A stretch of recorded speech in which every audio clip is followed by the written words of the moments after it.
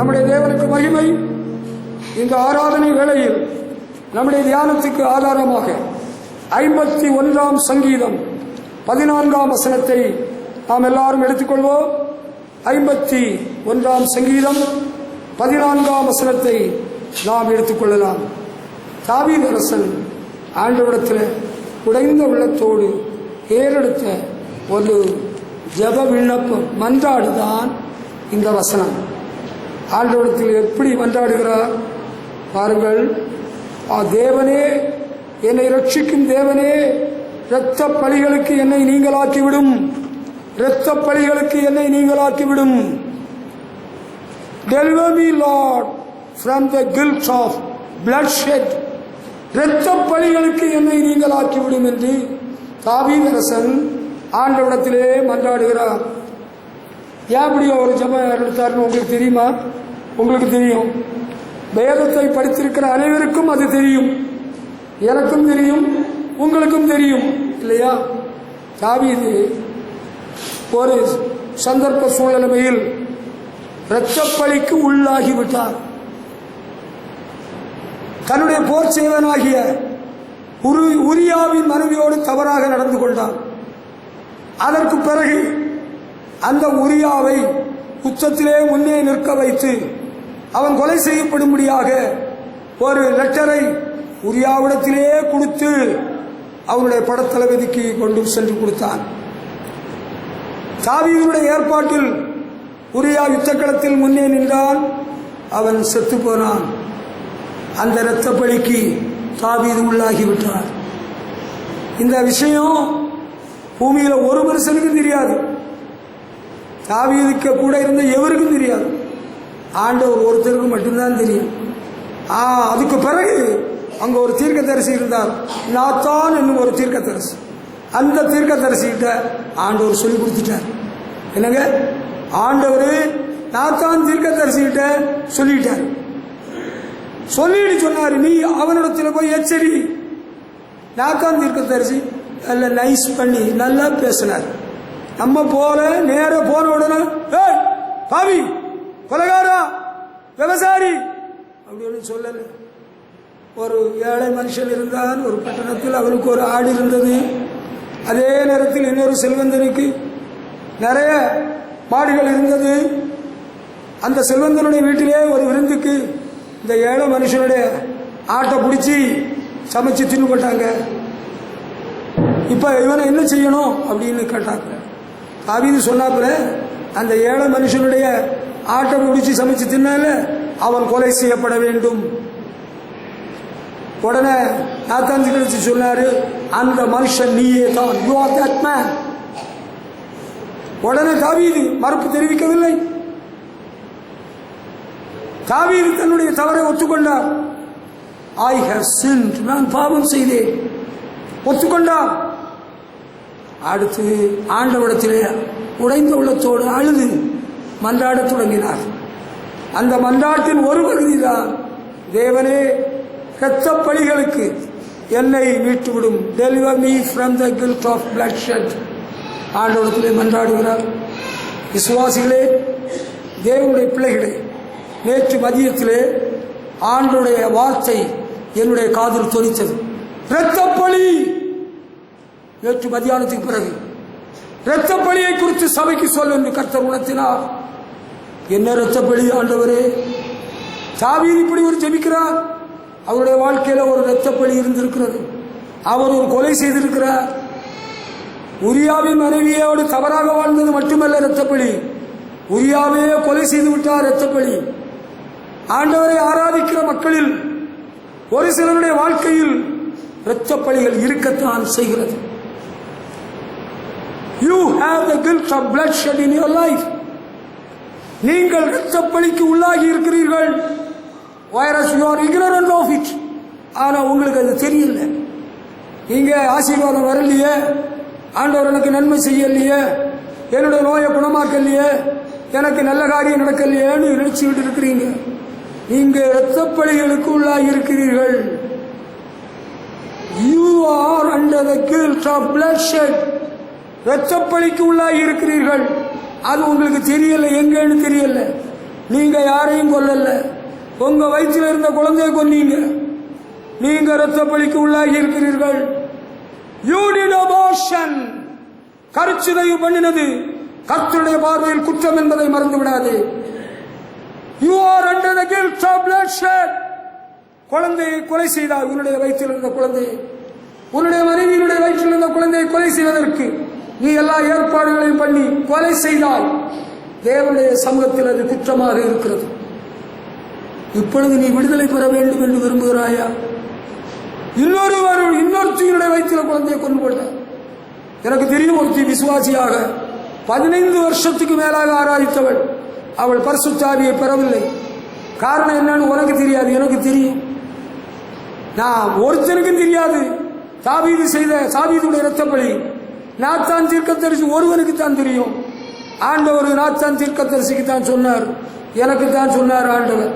அவள் 2 சிசு கொலை பண்ணினவள். வேற ஸ்திரீகளுடைய வயிற்றில் வளர்ந்த குழந்தைகளை கொலை செய்தவள். தேவன் எப்படி பரிசுத்த ஆவியை கொடுப்பார்? இரத்தப்பலிகளுக்கு நீங்களாக்கி விடும் என்று நீ ஆண்டவரிடத்தில் வேண்டுதல் செய்தால்தான் உனக்கு ஒரு விடுதலை கிடைக்கும். அப்பொழுதுதான் உன்னுடைய வாழ்வில் ஒரு சந்தோஷம் உண்டாகும். ஆண்டவர் அற்புதமான காரியங்களை செய்ய முடியும். இரத்தப்பலிகளுக்கு உட்பட்டிருந்தால் இயேசு கிறிஸ்து ஒருவரால் தான் உன்னை விடுவிக்க முடியும். இயேசு கிறிஸ்துவின் ரத்தம்தான் உனக்கு விடுதலையை கொண்டு வரும். வேற வழி இல்லை, மார்க்கம் இல்லை. புண்ணியத்தலத்துக்கு போய் பிரயோஜனம் இல்லை. நீ பொட்டை போட்டாலும் சரி, காவடி எடுத்தாலும் சரி, நீ கோயில் கட்டினாலும், கோயில் எல்லாம் கட்டலாம், அது நல்லதுதான். முதலாவது உன்னை தாழ்த்தி உடைந்த உள்ளத்தோடு படிந்த ஆவியோடு ஆண்டவரத்தில் நீ கேட்கணும். ஆண்டவரே, நான் இரத்தப்பலிகளுக்கு உட்பட்டவன், இரத்தப்பலிகளுக்கு என்னை நீங்களாக்கி விடும் என்று தாவீதை போல உடைந்த உள்ளத்தோடு நீ கேட்பாயானால் ஆண்டவர் விடுவிப்பார். ஆண்டவர் உனக்கு ஆசீர்வாதம் தருவார். அதுதான் உண்மை. ஹல்லேலூயா. அதை விட்டுக்கிட்டு நான் கண்டனா கேட்டனா, நானா தப்பு பண்ணேன், அவளே தப்பு பண்ணா, நீ காரணகர்த்தாவாக நீ கை கொடுக்கலையா, நீ ஆட்டோவில் கூட்டிகிட்டு போகலையா, அந்த டாக்டரை கூட்டிகிட்டு போய் நீ பண்ணல, எனக்கு தெரியும். ஆண்டவர் சொல்லி தந்தாரு, அதனால தான் நானும் சொல்ல வந்திருக்கிறேன். ஆண்டவர் சொன்னதை சொல்லும்படியாக இங்கே வந்திருக்கிறேன். ஆண்டவர் சொன்னதை சொல்லி முடித்து விடுவேன். ஏற்றுக்கொள்ள மனதுள்ளவர்கள் ஏற்றுக்கொள்ளுங்கள். ஆவியானவர் சபைக்கு சொல்கிறதை காதுள்ளவன் கேட்க கடவன், விருப்பமுள்ளவன் ஜீவ தண்ணீரை பானம் பண்ண கடவன். ஹல்லேலூயா. ஆமா. அடுத்து இரத்தப்பலி என்று சொன்ன என்னன்னா, அறியாம ஒருவனை கொண்டுட்டா செத்து போயிட்டான்னா இஸ்ரவேலில் அவன் இரத்தப்பலிக்கு நீங்களா இருக்கிறான் என்று ஆண்டவர் மோசேயிடம் சொல்லியிருந்தார். ஆனா பதிவிருந்து துணிகரமாக இன்னொருவனை ஒருவன் கொலை செய்தான் என்றால் அவன் இரத்தப்பலிக்கு உட்பட்டவன் என்று உபாகம புஸ்தகம் 19ஆம் அதிகாரம் 13ஆம் வசனத்தில் எழுதப்பட்டிருக்கிறது. படிச்சு பார்க்கணும். இதெல்லாம் பைபிள்ல உள்ளது. அதெல்லாம் பழைய ஏற்பாட்டில் இருக்கிறது. தம்பி, பழைய ஏற்பாட்டில் இருக்கிறது நமக்கு தேவை, புதிய ஏற்பாட்டில் இருக்கிறது நமக்கு தேவை. நீ துணிகரமாக சதி வேலை பண்ணி திட்டமிட்டு ஒரு கொலை செய்திருக்கிறாய். அதற்கு அது நிமித்தம் இரத்தப்பலி உன்னுடைய வாழ்வில், உன்னுடைய குடும்பத்தில் இருக்கிறது. ஒரு விருத்தி உண்டாகவில்லை. சடுதியான மரணம் உனக்கு குடும்பத்திலே நேரிட்டது. ஏன் என்று உனக்கு தெரியாது, எனக்கு தெரியும். நான் ஏன் சொல்லவில்லை என்றால், நீ அதை ஏற்றுக்கொள்ளக்கூடிய ஒரு நபர் அல்ல. தாவீது ஒரு ராஜாவாக இருந்தாலும் தீர்க்கதரிசி சொன்னதை ஏற்றுக்கொண்டார். நீ ஒரு எளிய மனுஷனாக இருந்தாலும், ஒரு ஏழ்மையான ஸ்திரியா இருந்தாலும் நீ ஏற்றுக்கொள்ள மாட்டாய். அதனால ஆண்டவர் சொன்னாலும், அடியேன் உன்னிடத்தில் தனிப்பட உன்னிடத்தில் நாம் சொல்லவில்லை. ஆண்டவர் இப்பொழுது சபையில சொல்லுகிறார். சபைக்கு சொல்கிறேன், நீ அதில் உட்பட்டிருந்தால் இன்று மனம் திரும்பு. உபாகமம் 19ஆம் அதிகாரம் 11ஆம் வசனத்தை படிக்கிற வேளையில் ஆண்டவர் சொல்கிறார், ஒருவன் பிறரொருவனை பகைத்து அவனுக்கு பதிவிருந்து அவனுக்கு விரோதமாக எழும்பி அவன் சாகும்படி அவனை அடித்து இந்த பட்டணங்களில் ஒன்றி ஓடி போயிருப்பானால், அடைக்கப்பட்டனோன்னு ஆண்டவர் எவனாவது தப்பு தண்டி பண்ணி அறியாம பண்ணி அவன் மாட்டிக்கிடக்கூடாதுன்னு ஆண்டவர் பாதுகாப்புக்காக அடைக்கல பட்டணங்களை ஏற்படுத்தி வைத்திருந்தார் இஸ்ரவேல் நாட்டில். ஆனா இந்த பகைமை கொண்டு பதிவிருந்து விரோதமாக எழும்பி சாகும்படி அடித்து இந்த பட்டணத்தை ஓடி போயிருந்தால் அந்த பட்டணத்தின் மூப்பர்கள் ஆள் அனுப்பி அவனை கொண்டு வரும்படி செய்து அவன் சாகும்படிக்கு அவனை இரத்தப்பழி வாங்குறவன் கையில் ஒப்புக் கொடுக்க கடவர்கள். உன் கண் அவனுக்கு இறங்க வேண்டாம். குற்றமில்லாத இரத்தப்பழியை இஸ்ரவேலை விட்டு விலக்க கடவாய். அப்பொழுது நீ நன்றாயிருப்பாய். அப்பொழுது நீ நன்றாயிருப்பாய்.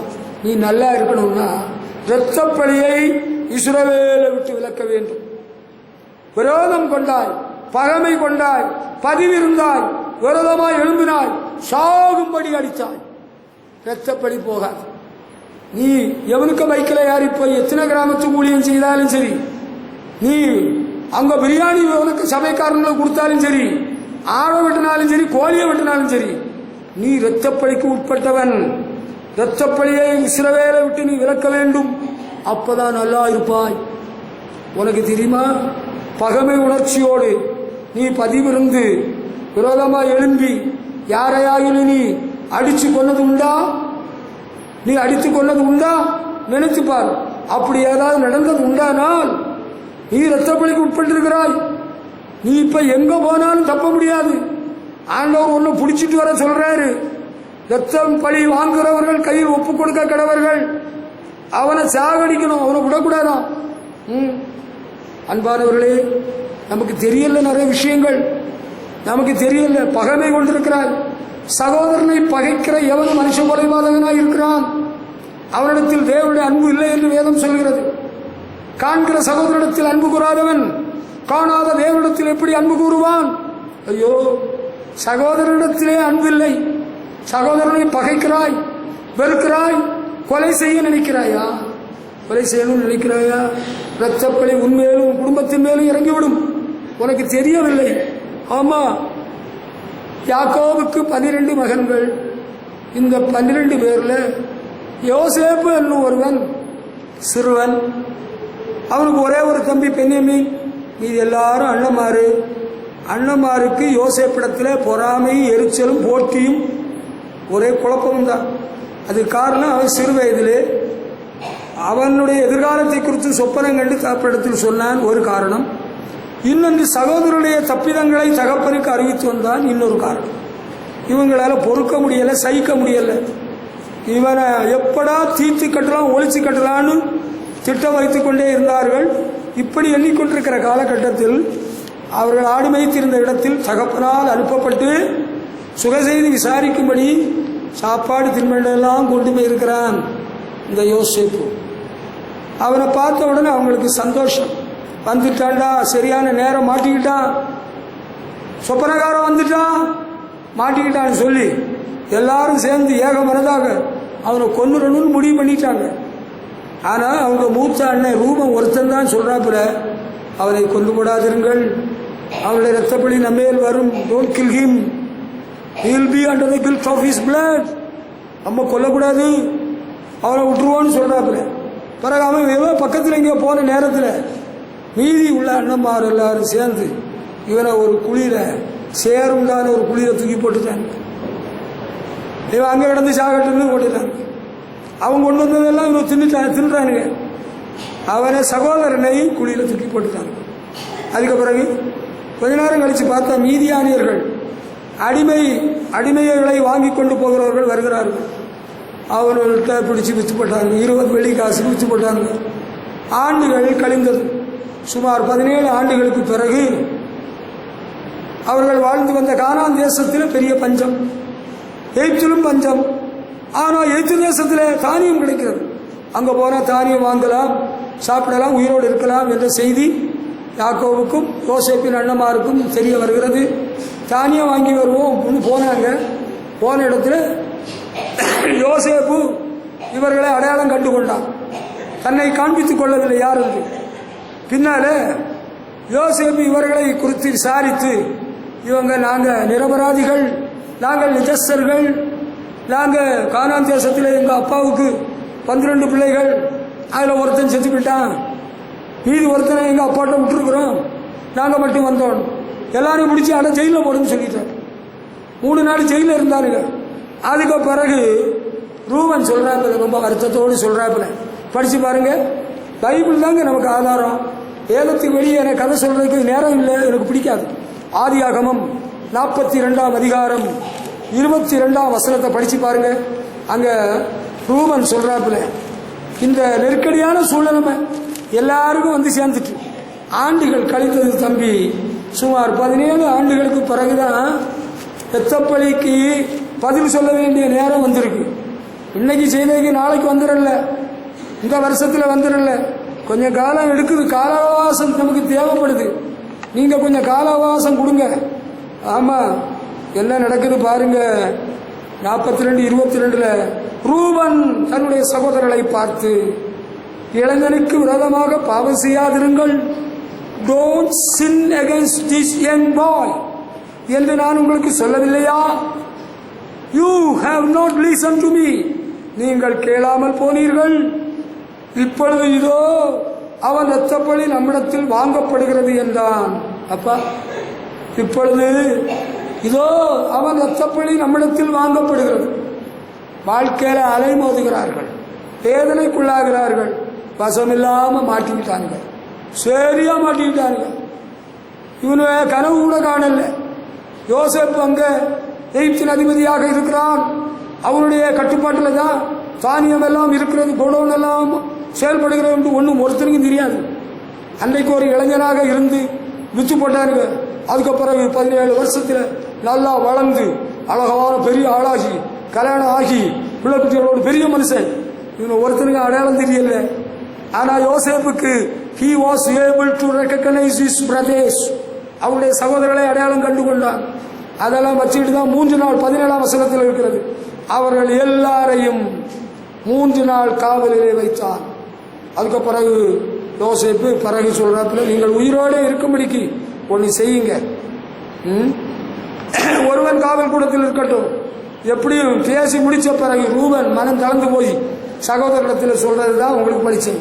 இப்பொழுது இதோ அவன் இரத்தப்பழி நம்மிடத்தில் வாங்கப்படுகிறது. சகோதரனுக்கு நீ துரோகம் பண்ணினால், தீமை செய்தால், தண்டகம் பண்ணினால், கொடுமை பண்ணினால் அந்த இரத்தப்பழியை ஆண்டவர் கேட்பார். இரத்தப்பழி உன்னிடத்தில் வாங்கப்படும். வாழ்க்கையில அலைமோதுகள் உண்டாகும். நீ நினைக்கிறபடி காரியெல்லாம் சுமூத்தா நடக்காது. அலைச்சலுக்குள்ளாக வேண்டியிருக்கும். ஒருவேளை சாப்பாட்டுக்கு நீ அலைய வேண்டியது இருக்கும். வாழ்க்கையில எதிர்பாராத கஷ்டங்கள், நஷ்டங்கள், மன உளைச்சல்கள். ஒருவேளை ஒன்னு சந்தேக கேஸ்ல நீ பாகிஸ்தான்காரனா, நீ அந்த வெடிகுண்டு கும்பல உள்ளவனா, நீ ஏதோ தாக்குதல் நடத்த வந்திருக்கிறவனான்னு ஒன்னு ஜெயில கொண்டு வச்சா கூட ஆச்சரியம் இல்லை. It may happen one day. அப்படி கூட ஒருவேளை வாழ்க்கையில நடக்கலாம். அது எதனால? அந்த இரத்தப்பழி. சகோதரனை பகைத்து வெறுத்து கொலை செய்ய நினைத்து குழியில தூக்கி போட்டு பிறகு 20 வெள்ளிக்காசு வித்து இந்த வேலை பார்த்தாங்கல்ல, அந்த இரத்தப்பழி உடனே வரல. அதுக்கு கொஞ்சம் வருஷம் ஆச்சுன்னு சொன்ன பாத்தியா? இதுதான் வேதம், இதுதான் சத்தியம், இதுதான் ஆண்டவர். இப்ப விளங்கிட்டா? இப்ப விளங்குதா? விளங்கலையா? சகோதரனுக்கு துரோகம் பண்ணினால், தீமை செய்தால், சகோதரனுக்கு கெடுதல் பண்ணினால் வந்துகிட்டே இருக்கும். அப்படி வந்துகிட்டே இருக்கும். உன்னுடைய பாவம் உன்னை தொடர்ந்து பிடிக்கும். ஆமா, இரத்தப்பழின்னு சொல்றது சும்மா விடாது. அது ஒன்ன சும்மா விடாது. நீ தெரிஞ்சுட்டு போ, அதுக்கப்புறம் திருந்திட்டு போ. நீ இன்றைக்கு மனம் திரும்பணும். சகோதரனுடைய இரத்தப்பழிக்கு நீ உள்ளாய் இருக்கிறாய் என்றால் வாழ்க்கையில அலைவுறவனாய் இருப்பார். ஒரு விஷயம் சொல்றேன், அறிஞ்சிக்க. ஆதாமுக்கு மூத்த மகன் காயின், 2வது மகன் ஆபேல். ஆபேலையும் அவனுடைய காணிக்கையின் தேவன் அங்கீகரித்தார். காயினே அவனுக்கு காணிக்கை அங்கீகரிக்கவில்லை. இதனால மூத்த மகன் காயின் தம்பியின் மேல எரிச்சல் கொண்டு அவனை கொலை செய்து விட்டான், கொண்டு விட்டான். அந்த இரத்தப்பழியை ஆண்டவர் காயினிடத்திலே கேட்டார். காயினே, உன்னுடைய சகோதரனாய ஆபேல் எங்கே? Coin, where is your brother Abel? நான் அவனுக்கு காவலாளியோ? I am his watchman. அவனுடைய ரத்தம் என்னை நோக்கி கூப்பிடுகிறது. ரத்தம் கூப்பிடும், இந்த ரத்தம் கொதிக்கும், இந்த ரத்தம் கூப்பிடும். நீ ரத்தப்பழிக்கு உள்ளாகி விடுவாய். ஆண்டவர் போட்டார் ஆசீர்வாதம். இந்த பூமியிலே நீ நிலையற்று அலைகிறவனாயிருப்பாய். வேதத்தை படிச்சு பார்த்துக்க. I know this Bible better than you. உன்னை விட எனக்கு இந்த வேதம் தெரியும். ஆண்டவர் சொல்ல சொன்னார், உனக்கு இன்னைக்கு சொல்ல சொன்னார். பைபிளை எடுத்து படிச்சு பார்த்துக்க. இந்த பூமியிலே உன்னுடைய சகோதரனுடைய இரத்தத்தை உன் கையிலே வாங்கி கொள்ள தன் வாயை திறந்த இந்த பூமியிலே நீ சபிக்கப்பட்டிருப்பாய். ஆதியாகமம் 4ஆம் அதிகாரம் 11ஆம் வசனம். அது மட்டுமல்ல, 12ஆம் வசனத்தின் முதல் பகுதி, நீ நிலத்தை பயிரிடும் போது தன் பலனை இனி உனக்கு கொடாது, நீ பூமியில் நிலையற்று அலைகிறவனாயிருப்பாய். அப்பா, இதெல்லாம் கேட்ட பிறகு எனக்கு பயமா இருக்குப்பா, நடுக்கமா இருக்கு. I will never hate my brothers. I cannot do anything evil to my brothers. நான் என்னுடைய சகோதரனுக்கு எந்த தீமையும் செய்ய மாட்டேன், துரோகம் பண்ண மாட்டேன். Hallelujah. Come to the point. உனக்கு புரியுதா?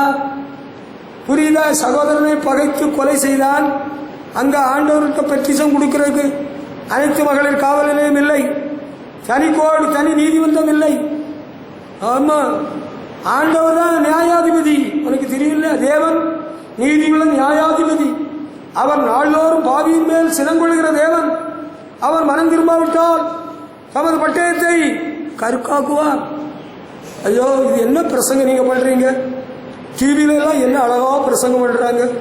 என்கிட்ட ஆண்டவர் அப்படி பண்ண சொல்லல, இதுதான் சொல்ல சொன்னார். Do you want to be blessed by the Lord?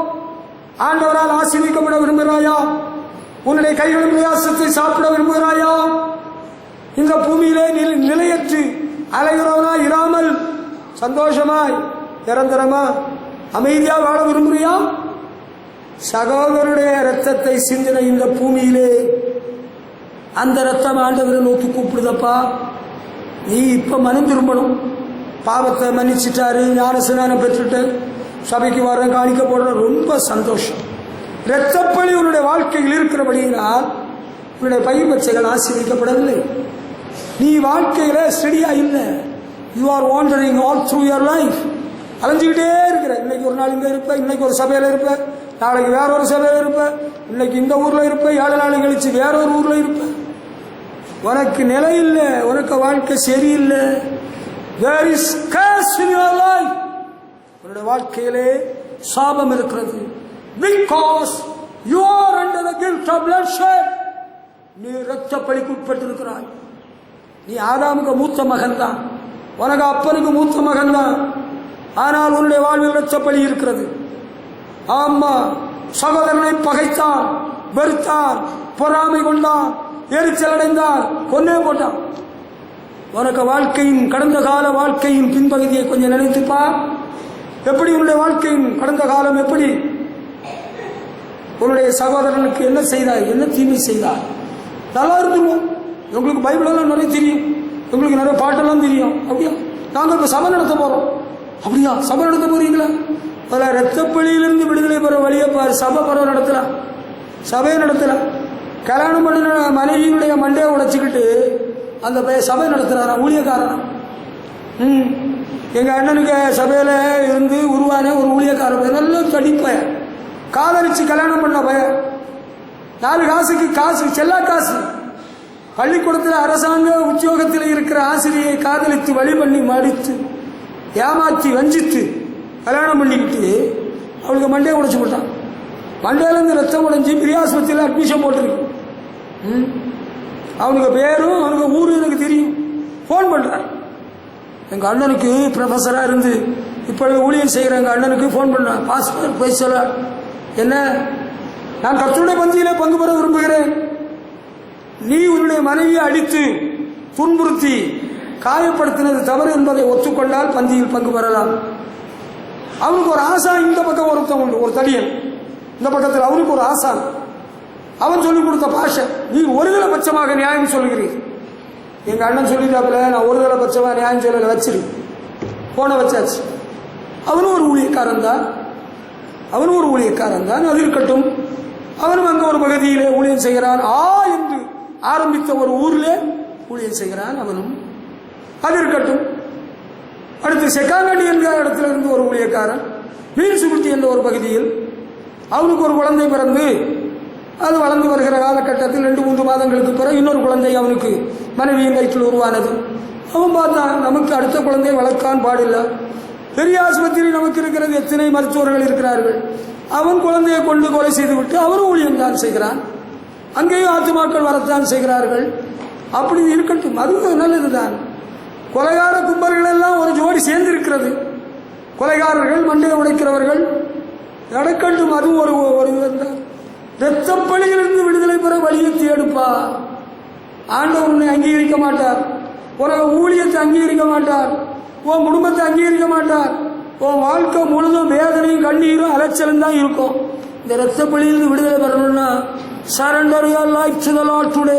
இன்றைக்கு உன்னுடைய வாழ்க்கையை ஆண்டவரிடத்தில் சமர்ப்பணம் பண்ணிரு. சரண்டர் ஆகி தப்பிடலாம், இரக்கம் காட்டிடுவாரு. நான் என்ன செஞ்சேன், எல்லாரும் செஞ்ச போலதான் நானும் செஞ்சேன். அப்படியா? எல்லாரும் சாபத்துக்குள்ளான போது நீ சாபத்துக்கு இருக்கிறியா? எல்லாரும் பாவம் செய்து ஏகமாய் கெட்டு போனார்கள், நல்லவன் ஒருவரும் இல்லை, ஒருவராகிலும் இல்லை. நீ அப்படி நினைக்கிறியா? நீ அப்படி ஆக போறியா? நீ உனக்கும் சாபம் வேணுமா? உனக்கு ரத்த பலி வேணுமா? வச்சுக்க சாராளமா மடியில கட்டி வச்சுக்க. பெரிய பெல்ட் வாங்கி இடுப்புல கட்டிட்டு நட. உனக்கு குடும்பத்துக்கு ரொம்ப கஷ்ட காலம் இருக்கு. நல்லா இருக்கிறியா, இருக்க போறியான்னு எனக்கு தெரியுதில்லை. நான் சோசியக்காரனும் இல்லை, சோசியக்காரனுடைய மகனும் அல்ல. நான் கர்த்தருடைய ஊழியக்காரன், கர்த்தருடைய ஊழியக்காரனுடைய மகன். இதெல்லாம் புரிஞ்சிக்க, உனக்கு தெரிஞ்சிருக்கணும். இதெல்லாம் பயங்கரமான விஷயங்கள். You are taking everything very easy. இதெல்லாம் ரொம்ப ஆபத்தான விஷயம். அம்மா விடாதுங்க, உன்னை பிடிச்சிக்கிட்டே வரும், உன்னை தொடர்ந்து பிடிச்சிக்கிட்டே இருக்கும். இதான் பயந்து வாழணும். சகோதரர் ஒருமித்து வாசம் பண்ணுகிறது எத்தனை நன்மை, எத்தனை இன்பமானது. சகோதர சிநேகம் நிலைத்திருக்க கடவுள். ஹல்லேலூயா, கர்த்தருக்கு மகிமை செலுத்துவோம். ஹல்லேலூயா. ஆண்டவரை அறிவிக்கு முன்னால, நீ ஆண்டவரை வர்றதுக்கு முன்னால இப்படி காரியங்கள் ஏதாவது நடைபெற்றிருக்குமானால் இன்றைக்கு ஆண்டவரிடத்தில் நீ உன்னை ஒப்படைத்து, ஆண்டவரே என்னுடைய வாழ்வில் ஏற்பட்ட காரியத்தினால உண்டான இரத்த பழிக்கு என்னை நீங்களாக்கி விடுவது என்று மன்றாடுவாயா? ஆண்டவர் உனக்கு உதவி செய்வார். ஆண்டவருடைய வாழ்வில் அலைச்சலை மாற்றுவார். உனக்கு மேலே போட்ட சாபத்தை இயேசு தன்மேல் ஏற்றுக்கொள்வார். உனக்கு ஆசீர்வாதம் தருவார். தன் பாவங்களை மறைக்கிறவன் வாழ்வடைய மாட்டான். அறிக்கை செய்து விட்டு விடுகிறவன் இரக்கம் வருவார். முழு பூசணிக்காயை நீ சோத்துல வச்சுக்கிட்டு கண்டனா கேட்டனா, எனக்கு சம்சாரம், எனக்கு Mrs what do you mean by Mrs? how much English do you know? உனக்கு ரொம்ப இங்கிலீஷ் தெரியுமா? Mrs, what have your missus done? சாபத்தை சம்பாதிச்சுக்கிட்டு இன்னைக்கு நீ மினுக்கா நடக்கலாம். காலம் வருகிறது, நேரம் வருகிறது. உனக்கு காலமும் நேரமும் பேசும். இதோ நாட்கள் வரும் என்று கர்த்தர் சொல்லுகிறார். நாட்கள் வரும் என்று கர்த்தர் சொல்லுகிறார். அறிந்து கொள்.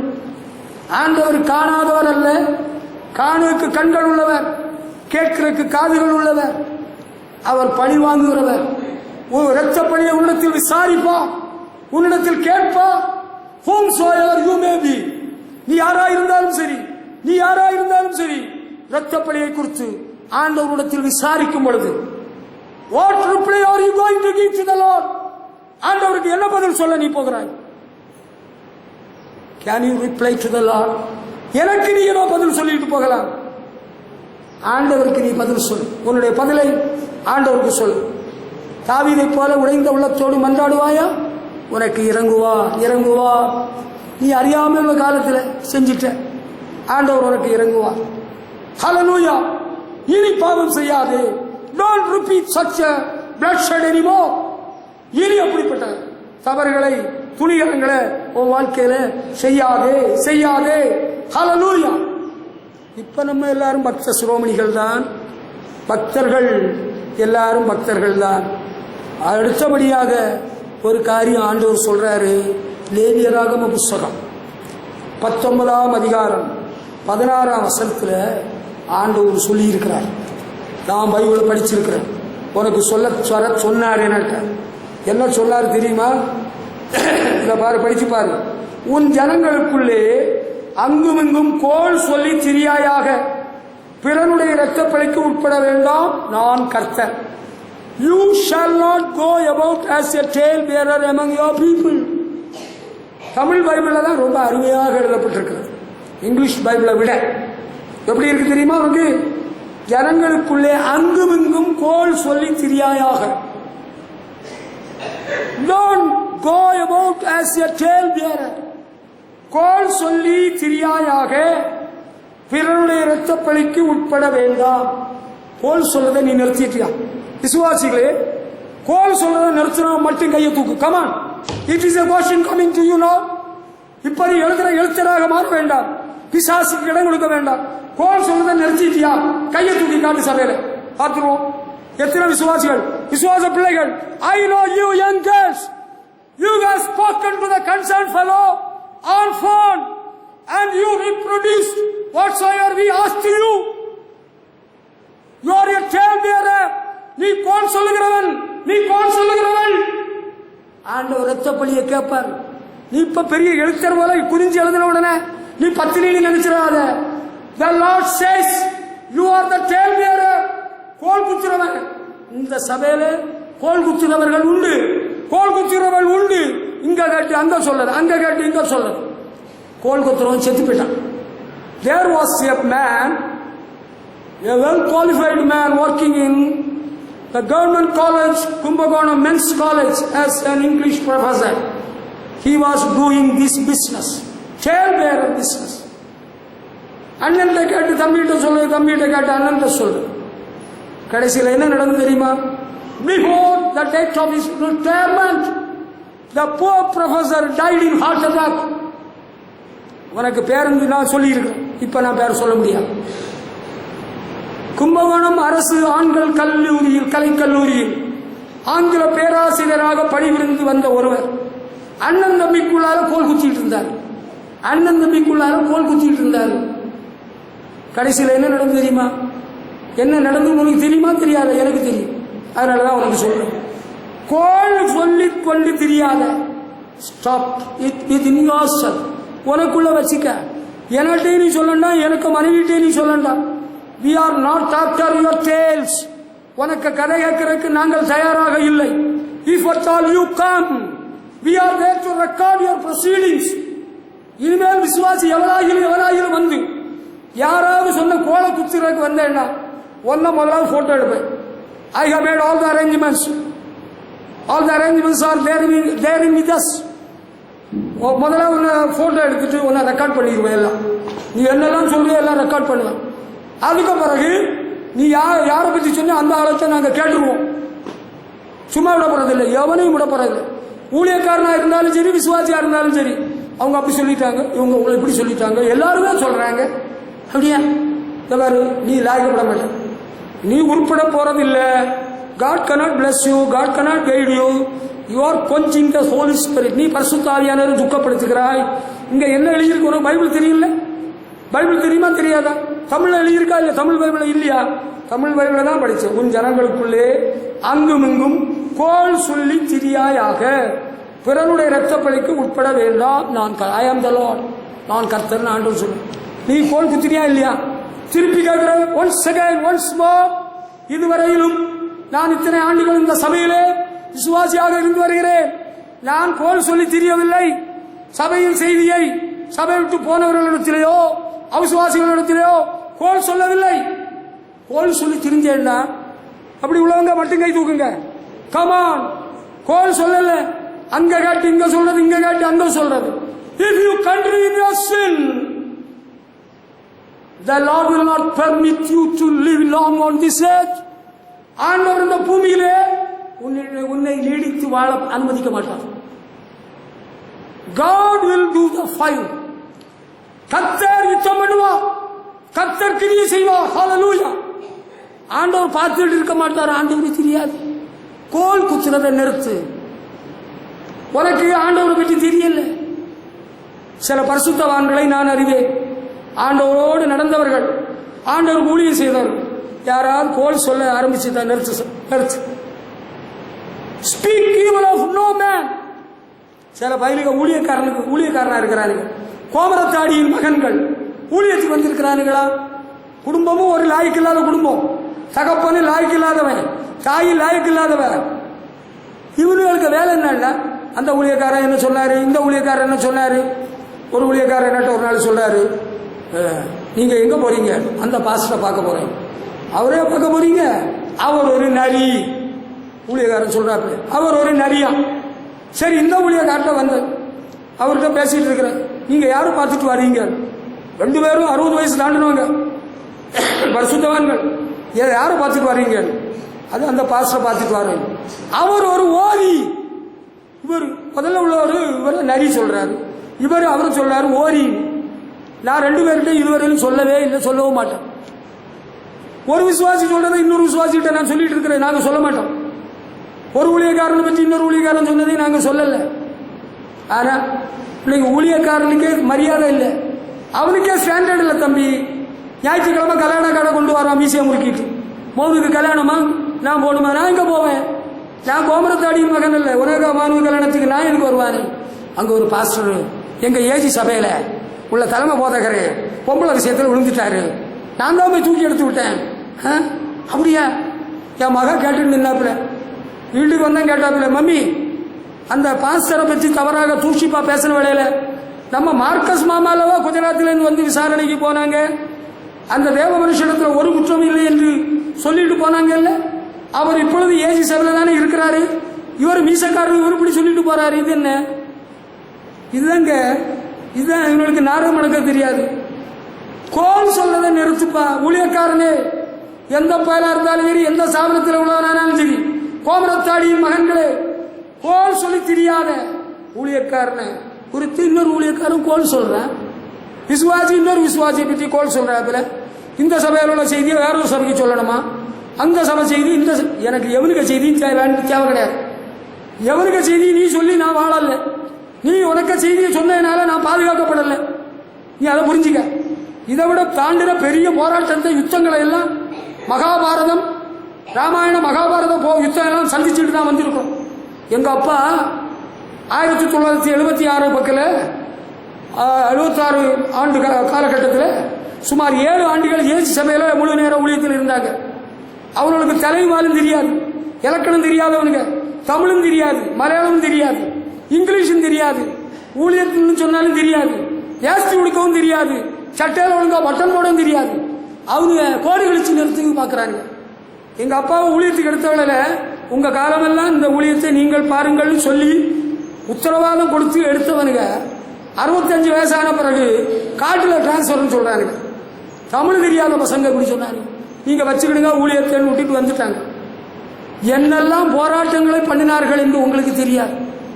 அதை தாண்டி ஒரு போராட்டத்தை யாரும் ஊழியத்தில் சந்திச்சிருக்க முடியாது. அந்த போராட்டத்தில், அந்த பஞ்சபாண்டவர்களுடைய மகாபாரத யுத்தத்தில் நானும் முன்னே நின்று கொண்டிருந்தேன், என்னுடைய சகோதரர்களும் அங்கே முன்னே நின்றார்கள். எதுக்கு சொல்ல வருகிறேன் என்றால், கோல் சொல்லுகிறது நிறுத்து. கனகமணி என்று ஒரு மனுஷன் இருந்தான், அவன் அங்க ட்ரம் அடிக்கிறான். அவன் சொல்றான், சார் ஐசக் வாத்தியார் சொன்னாரா, நாளை மாலை வேளையில் தலை பறக்கும். தலை பறக்குமா? ஞாயிற்றுக்கிழமை சாயங்காலம் 4 மணிக்கு தலை பறக்கும். நானும் பொறுத்து பார்த்தேன், கடைசியில் சொன்னேன், ஐசக் வாத்தியார்கிட்ட போய் சொல்லு, மயில் பறக்கும் என்று சொல்லுன்னு சொல்லிவிட்டேன். எனக்கு வந்த கோபத்தில் அதுதான் நான் சொல்ல முடிந்தது, வேற எனக்கு கெட்ட வார்த்தை பேச வராது. அந்த கனகமணி சந்தோஷமா போய் வீட்டுக்கு கூட போகல, அவர்கிட்ட ஐசக் வாத்தியார்கிட்ட போய் சொல்லிட்டாங்க, கோல் சொல்லிட்டான். ஐசக் வாத்தியார் 10-15 பேரை ரெடி பண்ணி கடப்பார சைக்கிள் செயின் அறிவாளெல்லாம் எடுத்துட்டு வந்துட்டாங்க. கரெக்டா 4 மணிக்கு ரவுடிகள் வெட்டு அறிவாளோட ரோட்டு மேல எங்க வீடு இருக்கு வந்து இறங்கிட்டாங்க. எங்க வீட்டுல எங்க அப்பா, எங்க பாஸ்டர் பால், நான், என் தம்பி எல்லாம் இருக்கிறோம். எல்லாரும் வந்து இறங்கிட்டாங்க. சைக்கிள் வந்து இறங்கியாச்சு யுத்த வீரர்கள். அவர்களோடு இருக்கிறவர்களை பார்க்கலும் எங்களோடு இருந்தவர் பெரியவர் அதிகம். அல்லேலூயா. எனக்கு ஒரு ஆலோசனை கர்த்தர் கொடுத்தார். I hate a police whistle in my hand. நான் ஆவடியில் சில்ட்ரன்ஸ் ஹோமில் இருந்த வேளையில ரிசர்வ் போலீஸ் போஸ்ட் பக்கத்தில் நானும் ஒரு போலீஸ் விசில் வச்சிருந்தேன். God gave me an inspiration to blow the whistle. ஆண்டவரோட உள்ளத்தில் ஒரு தூண்டுதலை கொடுத்தார். blow the whistle. போலீஸ் விசில ஊதுன பாரு, தலை தெரிக்க எல்லா பயிலும் அச்சு தலை தெரிக்க ஓடிட்டாங்க. ஹல்லேலூயா. ஆண்டவராக்கம் ஜெயம் தந்தா. ஜெயம் கொடுக்கும் தேவனுக்கு கோடி கோடி ஸ்தோத்திரம். வாழ்வளிக்கும் இயேசு ராஜாவுக்கு வாழ்நாள் எல்லாம் ஸ்தோத்திரம். ஹல்லேலூயா. கணவனி குடும்பம் உருப்படல. ஐசக் வாத்தியானுக்கு புழுத்து வடியுது, கருங்குஷ்டம். செத்தானா உயிரோட இருக்கிறானு எனக்கு தெரியல, கண்டுபிடிச்சு சொல்றேன். என்ன சொல்ற? கோல் சொல்லி தெரியாத நீ பரிசுத்தவாட்டி தான், நீ பெரிய பரிசுத்தவான் தான். இங்க கேட்டாங்க சொல்ல stop it. We know what spirit is working in you. உனக்குள்ள எந்த ஆவிகிரியை செய்கிறது என்பதை தேவன் எங்களுக்கு வெளிப்படுத்தி இருக்கிறார். நீ you don't need to justify what dirty spirit you have. உனக்கு எந்த அழுக்கு பிசாசு, எந்த பள்ளி பிசாசு, எந்த நரி பிசாசு இருக்குன்னு நீ நீதிகரித்து சொல்ல வேண்டிய தேவையில்லை. உனக்கு பேரை சொல்லி ஜெபித்த உடனே ஆண்டவர் சொல்லிட்டார் உனக்குள்ள எந்த ஆவி வேலை செய்துட்டு இருக்கு. You don't need to explain at all. இரத்த பலிகளுக்கு நீங்களாக விரும்புகிறாயானால் கோல் சொல்லுறத நிறுத்து. நான் எங்க சொன்னேன் பாஸ்டர் இப்படி ஒரு பிரசங்கம் பண்றாரு. Stop it. Shut up in the name of the Lord. வாய மூடு. நீ என்னெல்லாம் பண்ணிட்டு இருக்கிறேன்னு ஆண்டவர் எனக்கு வெளிப்படுத்தி விட்டார். God has shown everything all about you. You cannot hide. You cannot escape. All things are recorded. It is recorded. It is proved. யார்கிட்ட பேசி பார்க்கிறேன்? Don't go to my wife when she is alone. என் மனைவி தனியா இருக்கிறவங்கள பக்கத்துல போகாத, 100 அடி தள்ளி நில்லு. நீ பேசணுமா? நானும் வர்றேன், பேசு. நீ கொண்டு சொன்னியா இல்லையா? We can prove it in the name of the Lord. Whatsoever things you did. நீ நடிக்கிறியா? You are an actress. நீ நடிகையா? நீ படத்துல தான் சினிமாவில் தான் நடிகன்னு பார்த்தேன். நான் பைபிள் காலேஜில் படிக்கிற வேளையில் அண்ணா நகரில் நேரில் பார்த்தவன். நீ படத்தில் பார்த்த, நான் நேரில் நடிகர்களையும் நடிகைகளையும் பார்த்து வந்தவன். என்கிட்ட நீ நடிக்க பார்க்குறியா? No, never repeat. இனி திருப்பி போடாத. பாஸ்டர், நான் அந்த சபைக்கு வராத காரணம் என்ன தெரியுமா? அந்த விசுவாசி அவரு என்னோட தப்பா கேள்வி கேட்கிறாரு. ஒரு பாய் சொல்றாங்க என்னட்ட. என்ன தப்பா கேள்வி கேட்டாரு? இல்ல, அவர் என்னட்ட சொன்னதை நான் உங்கள்ட்ட சொல்லிட்டேன்னு அவர் சொல்றாரு. பாரு, நான் உடனே கேட்டுட்டேன், என்னப்பா அந்த விசுவாசி ஒன்ன பற்றி இப்படி சொல்றாப்புல, என்ன விஷயம் நீ சொல்லு. அந்த விசுவாசி அவன் என்ன தொலைஞ்சு போனவன் என்ன சொன்னானா, பிரதர் இவரு பயங்கரமான ஒரு இது கடின உபதேசம், நீ எனக்கு கூட அங்க கும்பகோணம் டவுனுக்கு வந்துருன்னு கூப்பிட்டு இருக்கிறான். உனக்கு மூத்த மகனை சாவை கொடுத்தது போதாதா? கோல் சொல்லி தெரிஞ்சு உனக்கு சாவு வந்தது பத்தாதா? இனியா உனக்கு சும்மா இருக்கிறது நேரம் இல்லையா? நான் ஒரு விஷயம் உனக்கு சொல்லித்தாரேன். மரவள ஐயாவுக்கும் எங்க அப்பாவுக்கும் இடையில ஒரு கருத்து வேறுபாடு உண்டாகும்படியாக பாளையன் என்கிற கிழங்கு வியாபாரி செயல்பட்டு கொண்டு வந்திருந்தான். எங்க அப்பாட்ட வந்து ஐயா சொன்னாரு, உமக்கு வேலையும் உமக்கு பெஞ்சாதி வேலையும் டிஸ்மிஸ் ஆகுமாம் ஐயா சொல்லிவிட்டாருன்னு அவன் வந்து சொல்றான். எங்க அப்பா சொல்லிவிட்டாங்க, மலவள ஐயாக்க ஜபத்துல செத்த பாட்சா கூட, செத்த கரப்பான் கூட உயிரோட எழும்பாது, நீ போய் சொல்லிடு. இவன் அங்க இருந்து இங்க சொல்லுவான், இங்க இருந்து அங்க சொல்லுவான். நடந்தது என்ன உனக்கு தெரியுமா? பாளையனுடைய அழகான ஆண்மகன் செத்தான். அதுக்கப்புறம் தான் அவன் அடங்கினான். பாளையனுக்கு ஆண்மகன் செத்த பிறகுதான் அவன் அடங்கினான், கோல் சொல்றதை நிறுத்தினான். ப்ரொஃபசர் செத்த பிறகுதான் கோல் சொன்னது நின்று போச்சு. புரிஞ்சுதா? கோல் சொல்லி தெரியாதே இரத்த பலிக்கு நீ உட்பட வேண்டாம். It is a warning to you. இது உனக்கு ஆண்டவர் கொடுக்கிற எச்சரிப்பு. அதுக்கு பிறகு வேற என்ன பைபிள்ல இருக்குது படிச்சு பார்ப்போம். 1 ராஜாக்களின் புஸ்தகம், 2 சாமுவேல் 1ஆம் அதிகாரம் 16ஆம் வசனத்தை படித்து பார்க்கலாம். 2 சாமுவேல் 1ஆம் அதிகாரம். தாவீது அவனை பார்த்து, உன் இரத்தப்பழி உன் தலையின் மேல் இருப்பதாக, கர்த்தர் அபிஷேகம் பண்ணினவரை நான் கொண்டு போட்டேன் என்று உன் வாயை உனக்கு விரோதமான சாட்சி சொல்லிட்டு என்றார். பெலிஸ்தியரோடு உள்ள யுத்தத்தில் சவுல் அரசனும் அவனுடைய மகன்களும் யுத்தம் பண்ணிட்டு இருக்கிறாங்க. அப்போ சவுல் காயப்பட்டு விட்டான். பார்த்தீங்களா? அது 1ஆம் அதிகாரத்தில் இருக்கு. சவுல் என்ன பண்ணுகிறான்? தன்னுடைய ஈட்டியின் மேல் சாய்ந்து கொண்டிருக்கிறான். 6ஆம் வசனம். ரதங்களும் குதிரை வீரரும் அவரை தொடர்ந்து நெருங்கினார்கள். அவர் திரும்பி பார்த்து என்னை கண்டு கூப்பிட்டார். அதற்கு நான் இதோ இருக்கிறேன் என்று. அப்பொழுது அவர், நீ யார் என்று என்னை கேட்டார். நான் அமலேக்கியன் என்று சொன்னேன்.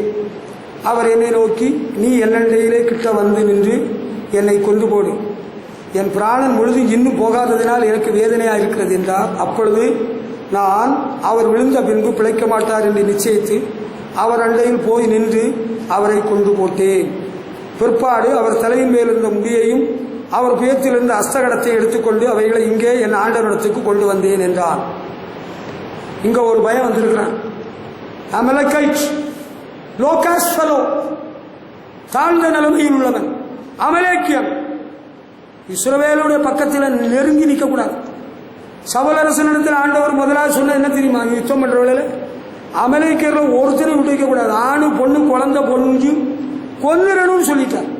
சாமுவேல் தீர்க்கதரிசி கொண்டு சொல்லியிருந்தார். அதில் இங்கே ஒரு அமலேக்கியன் என்ன பண்ணியிருக்கிறான்? யுத்தத்தில் இவர் காயப்பட்டு உயிர் போகாம இவர் ஈட்டியிலே சாய்ந்திருக்கிறார். வேற குதிரை வீரர்கள் போர் வீரர்கள் வந்து நெருங்கிட்டு இருக்கிறாங்க. சவுலே கூப்பிட்டு எனக்கு உயிர் போகல, நீ கொன்னுரு, நீ யாரு என்னன்னு கேட்கிறாப்புல அமலேக்கியன். நீயே கொன்னுருன்னு சொன்னது இவன் கொன்னுவிட்டான். இந்த செய்தியை யார் வந்து சொல்றான்? இவனே வந்து தாவீதிடத்தில் சொல்றான். தாவீது மாம்சத்தின்படி சவுலரசனுடைய மருமகன். இன்னொரு விதமா சொன்ன சவுலரசனுக்கு முதல் ஜென்ம சத்துரு தாவீது. தாவீதை எப்படிடா கொல்லான்னு எவ்வளவு காலம் ரொம்ப முயற்சி பண்ணது சவுல். இவன் நினைச்சான் சந்தோஷ செய்தி, நல்ல காரியம் சொல்ல போறேன்னு. அமலக்கிய பையன் தாவீது இடத்துல வந்து இப்படி ஒரு செய்தியை சொல்றேன். தாவீது செய்தியை கேட்டதும் பாருங்க என்ன நடக்கிறது. தாவீதும் அவரோட இந்த ஜனங்களும் வஸ்திரங்களை கிழித்துக் கொண்டு சவுலுக்காகவும் யோனத்தானுக்காகவும் புலம்பி அழுது சாயங்காலம் மட்டும் உபவாசமாயிருந்தார்கள். தாவீதுக்கு அதை சொன்னவரிடத்துல அவர் கேட்கிறார், நீ எவ்வளத்தான்? அவன் சொல்றான், நான் அந்நிய ஜாதியினுடைய மகன். நீ அந்நிய ஜாதியினுடைய மகன், அதுதான் அதுக்கு வேலையை காட்டுவேன். ஏய், உனக்கு புத்திய காட்டிட்டேன். அவன் நான் அந்நிய ஜாதியினுடைய மகன், நான் அமலேக்கியன். தாவீது அப்பதான் கேட்டாப்புல, கர்த்தர் அபிஷேகம் பண்ணினவரை கொண்டு போடும்படி நீ உன் வலது கையை நீட்ட பயப்படாமல் போனது என்ன என்று சொல்லி ஒருவரை கூப்பிட்டு கிட்ட போய் அவன் மேல் விழுந்து அவனை வெட்டு, கட்டீன் வெட்டு அவனை. தாவீது அவன் சாவுக்கு முன்னால சொன்னார். எவனை பார்த்து? அவன் கொன்னால அவனை பார்த்து சொன்னார், அந்த செத்தாமாரு உன் ரத்த பலி உன் தலையின் மேல் இருப்பதா. கர்த்தரால் அபிஷேகம் பண்ணப்பட்டவன நீ எப்படி கைப்பட்ட? எப்படி வெட்டின? எப்படி வெட்டின? நீ ஒரு அமலேக்கியன். அவன் சவுலரசன். சவுலரசன் யாரு? கர்த்தரால் அபிஷேகம் பண்ணப்பட்டவன். தாவீதுடைய வாழ்க்கையில் ஒரு சந்தர்ப்பத்தில் சவுலரசன் ஆண்டவர் கையில் ஒப்பு கொடுத்திருந்தும் சவுலுடைய சால்வையின் நுனியை வெட்டினார். அதுக்கு அவருடைய இறுதியை அடித்துக் கொண்டிருந்தது. கர்த்தரால் அபிஷேகம் பண்ணப்பட்டோர் மேல் என் கையை போடுவானே என்று சொல்கிறார். இப்ப அவர் சொல்லட்டுமே, சவுலே சொல்லி இருக்கிறான், உண்மைதான். இவன் ஒரு அமலேக்கியன். இவன் கர்த்தரால் அபிஷேகம் பண்ணப்பட்டவர் மேல கையை போட்டு கொண்டுட்டு இங்க வந்து சொல்றாங்க, நல்ல செய்தி சொல்றாங்க. நீ நல்ல செய்தி சொல்லு, உன்னுடைய இரத்தப்பழி உன் தலை மேல் இருப்பதாக. இவனை கொன்ன இரத்தப்பழியா ஆண்டவர் சாவி இடத்துல கேட்க மாட்டார். ஏன்னா இவன் யாருக்கு மேல கை போட்டவன்? கர்த்தரால் அபிஷேகம் பண்ணப்பட்ட ராஜாவின் மேல் கை போட்டவன். உன் வாழ்க்கையில கொஞ்சம் ஜாக்கிரதையா இருக்கணும். ஒரு கையை தூக்கினாலும் சரி, காலை தூக்கினாலும் சரி, கர்த்தரால் அபிஷேகம் பண்ணப்பட்ட ஒரு ஊழியக்காரன் மேல ஒரு ஊழியக்காரிக்கு மேல கையை போட்டுறாரு. செத்த உனக்கு சாவு காலம் நெருங்கிட்டுன்னு அர்த்தம். ஒரு பாஸ்டர் இருக்கிறாரு, எனக்கு தெரிஞ்சவர், அவர் சொல்வார், உனக்கு கல்லறை தாந்துட்டு குழி தோண்டியாச்சு, உனக்கு கல்லறை குழி இறங்கிட்டு. இதுதான் உனக்கு ஆபத்துக்கு கெட்ட காலத்துக்கு ஒரு அடையாளம். It's a bad omen. இது ஒரு கெட்ட அறிகுறி உனக்கு. நீ சாவுறதுக்கு ஏதுவானவங்களை ஸ்திரப்படுத்து. You are not going to live for a long time. Your death will be all of a sudden. சாவு சீக்கிரம் வந்துடும் இங்க தெரியுது எனக்கு. அவன் சந்தோஷமா வந்து சொல்றேன். அவன் யாரு? அமலேக்கியன். இவன் யார் மேல கைவிடக்கூடாது. ஐயா ராஜாவே, இந்த ரத்தப்பழி எனக்கு வேண்டாம். நீர் உயிரோட இருக்கிறீர். உண்மை எவன் கொள்றானோ அவன் கொண்டுட்டு போறான். அந்த ரத்தப்பழி ஆண்டவர் கேட்கட்டும், நான் செய்ய மாட்டேன்னு அவன் போயிருக்கணும். அதுக்கு பதிலாக அவர் சொன்னாரா, இவர் செஞ்சாராம். அவர் சொன்னாரா, இவர் செஞ்சாராம். அவரே சொன்னாருங்க, நான் வாழ விரும்பல தம்பி, நீ என்ன குத்திருன்னு அவரே சொன்னார். நான் ஒரே குத்தா குத்திட்டேன் பாத்துக்க. அப்படியா? நீ குத்திட்டா வந்துட்டியா? அவர் செத்துட்டாரா? செத்துட்டாரு. நான் ஏதாவது செய்தி சொல்ல வந்திருக்கிறேன் ராஜா. அப்படியா? அவனை வெட்டு, அவனை வெட்டு. உனக்கு தெரியாதா? Your blood is on your head. உனக்கு ரத்த பலி உனக்கு தலையில தான். தெரிஞ்சுக்கிடணும். இதெல்லாம் ரொம்ப முக்கியமான விஷயங்கள். தெரியாதனமா ஆழம் தெரியாம காலை விட்டுறாத, நெருப்போடு விளையாடுகிறாத. அது ஒரு ரோமன் கத்தோலிக்க சாமியாரா இருந்தாலும் சரி, ஒரு கன்னியாஸ்திரி ஆனாலும் சரி, ஒரு உபதேசியாரா இருந்தாலும் சரி, don't play with God servants man. You woman, you are playing with God. You want to fool the Lord. உனக்கு ரத்த பலி வேணுமா? ஒன்னா ஆண்டவர் போட்டு தள்ளிடுவார். அந்த ரத்த பலி உனக்கு தலையில கிடக்கும். போ போயிட்டு. அடுத்த ஆண்டவர் என்ன சொல்றாரு பாரு.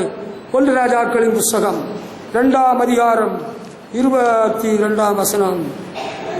1 ராஜாக்கள் 2ஆம் அதிகாரம் 32ஆம் வசனத்தை எடுத்துக்கிட்டா, அங்க யோவாப் என்னும் தாவீதுக்கு படத்தளபதியாக இருந்தவன் கொலை செய்யப்படுகிறான். அந்த கொலை செய்யும்படி உத்தரவை பிறப்பித்தது தாவீதுடைய மகன் சாலமன். சாலமன் ராஜா ஆன பிறகு தகப்பனுக்கு படைத்தளபதியாக இருந்த யோவாபு கொலை செய்யும்படி உத்தரவிடுகிறார். ஐயோ, தகப்பனுக்கு படைத்தளபதியாக இருந்த இவனை எப்படி இவர் கொலை செய்ய நினைக்கிறார்? காரணம் என்னன்னு உனக்கு தெரியுமா? அவன் தன்னை பார்க்கலும் நீதியும் நற்குணமும் உள்ள 2 பேராகிய நேரின் குமாரன் அப்னேர் என்னும் இஸ்ரவேலின் படைத்தலைவன் மேலும் ஏதேரின் குமாரன் அமாசா என்னும் யூதாவின் படைத்தலைவன் மேலும் விழுந்து என் தகப்பனாகிய தாவீதுக்கு தெரியாமல் அவர்களை பட்டயத்தால் கொண்ட அவனுடைய இரத்த பலியை கர்த்தர் அவனுடைய தலையின் மேல் திரும்ப பண்ணுவாராக. ஹல்லேலூயா. எப்படி? என்ன? அப்னேர் யாருன்னா சவுல் அரசனுடைய படைத்தளபதி. அடுத்து இன்னொருத்தர் இருந்திருக்கிறான். அவன் யாரு? யூதாவின் படைத்தலைவன் அமாசா. இந்த 2 பேரையும் இந்த யோவாவை பார்க்கிலும் நீதியும் நற்குணமும் உள்ளவர்கள். இவங்களை முகாந்திரம் இல்லாமல், ஒரு நியாயமான காரணம் இல்லாமல் இந்த யோபா கொண்டு போட்டான். இந்த விஷயம் சாலமனுக்கு தெரிய வந்தது. இவன் உயிர் பிழைக்கிறதுக்காக எங்க போனான் தெரியுமா? 28ஆம் வசனத்தில் இருக்குது. அவன் கர்த்தருடைய கூடாரத்துக்கு ஓடி போய் பலிபீடத்தின் கொம்புகளை பிடித்துக் கொண்டான். பெனாயா போய் கூப்பிடுறாப்புல, அவன் வரமாட்டேன்னு சொல்லுறான். இங்கேயே சாவேன் என்றான். 30ஆம் வசனம். யோவாவை பற்றி பெனாயா ராஜாவிடத்தில் போய் பதில் கொடுக்கிறான். ராஜா சொல்றாப்புல, அவன் சொன்னபடியே நீ செய்து அவனை கொன்று அடக்கம் பண்ணி இவ்விதமாய் யோவாப் முகாந்திரம் இல்லாமல் சிந்தின ரத்தத்தை என்னை விட்டும் என் பிதாவின் வீட்டை விட்டு விலக்கி போடு. ஹல்லேலூயா, ஹல்லேலூயா. You are so great man. தகப்பனாகிய தாவீதுடைய படைத்தளபதி யோவாபின் முடிவை பார்க்கிறாயா? அவன் யார்? தாவீதுடைய படைத்தளபதி யோவாப். இவன் முகாந்திரம் இல்லாமல், நியாயம் இல்லாமல், சவுல் செத்த பிறகு இஸ்ரவேலின் மூப்பர்களை எல்லாம் கூட்டிட்டு வந்து தாவீதோடு உடன்படிக்கை பண்ணி ஜனங்களை எல்லாம் அழைத்து கொண்டு வருகிறேன் என்று சொல்லி உடன்படிக்கை பண்ணிட்டு போயிட்டான். அந்த நேரத்தில் யோவாப் அங்கே இல்லை. இந்த செய்தி அவன் அறிஞ்ச பிறகு நம்ம ஒரு விஷயம் பேசணும் கூப்பிட்டு அந்த அப்னேரை கொண்டு போட்டான். ஜனங்கள் எல்லாரும் நினைச்சாங்க தாவீதுக்கு சதி வேலை. தாவீது வெளிப்படையா சொல்லிட்டாரு, நான் செய்யவில்லை. அப்னேருடைய சாவுக்காக தாவீது புலம்பி அழுதிருக்கிறார். அவனுடைய அடக்கத்துக்கு தாவீது போயிருக்கிறார். மக்கள் எல்லாம் அறிஞ்சுக்கிட்டாங்க. யோவாப் செய்தது பெரிய துரோகம், சதி வேலை. அதோட முடியல, இன்னும் ஒருத்தனை கொண்டு போட்டான். அமாசான்னு யூதாவின் படைத்தலைவரையும் கொண்டு இருக்கிறான். ஆனா இந்த 2 பேரும் இவனை பார்க்கல நற்குணமும் நீதியும் உள்ளவர்கள். அந்த இரத்த பலியை ஆண்டவர் அவரிடத்திலே கேட்கும்படி சாலோமனை கொண்டு செய்கிறார். இதெல்லாம் சரித்திரம். இதெல்லாம் அவர் நல்ல கதை சொல்லுவார். நம்ம உங்க பாஸ்டர் இருக்கிறாரு, நிறைய கதை சொல்லுவார். நாங்க இப்பதாங்க சத்தியம் அறிகிறோம். உனக்கு சத்தியம் என்ன தெரியுமா? உனக்கு உம்முடைய வேதமே சத்தியம், உம்முடைய வசனமே சத்தியம். இதான்ப்பா சத்தியம். புரியுதா? Do you understand what I say? எத்தனை பேருக்கு புரியுது? புரிஞ்சவங்க ஆண்டவருக்கு மகிமை செலுத்துவோம். ஹல்லேலூயா. ஸ்தோத்திரம். உன்னை பார்க்கலும் நீதியும் நற்குணமும் உள்ள 2 பேரை நீ கொலை செய்திருக்கிறார், முகாந்திரம் இல்லாமல்.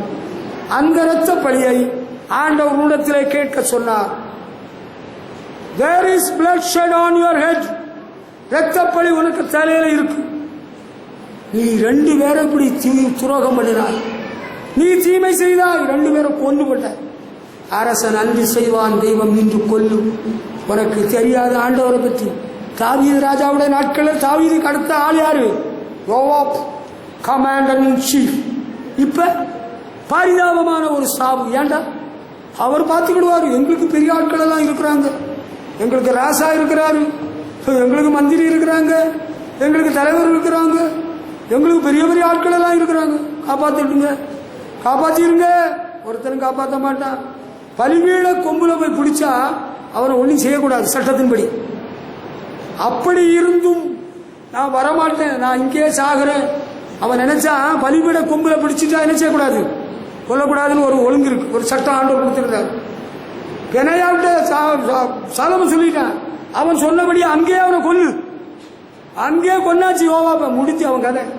உனக்கு ஆண்டவரை பற்றி கொஞ்சம் தெரிஞ்சுக்க, உனக்கு ஆண்டவரை பற்றி கொஞ்சம் தெரிஞ்சுக்கிடணும். இதெல்லாம் நம்ம வாழ்க்கைக்கு ரொம்ப தெரிஞ்சிருக்க வேண்டிய விஷயங்க. தெரியலன்னு ரொம்ப குழப்பம் பார்த்துக்க. ஆமா. அடுத்து இது ஒரு பயங்கரமான நெருக்கடியான விஷயம். யோவாபு செத்தாச்சு, வயசாகி செத்தாரா? தாவீதுடைய மகன் சாலமனே கொல்லுக்கு உத்தரவிட்டு செத்தான். ஏன்? ஆட பாவம், யோபா பாவம் இல்லை. உனக்கு பரிதாபமா இருக்கா? எனக்கு பரிதாபமே இல்லை. சாலமன் செய்தது வெரி கரெக்ட், ரொம்ப சரியா செஞ்சிருக்கிறார்.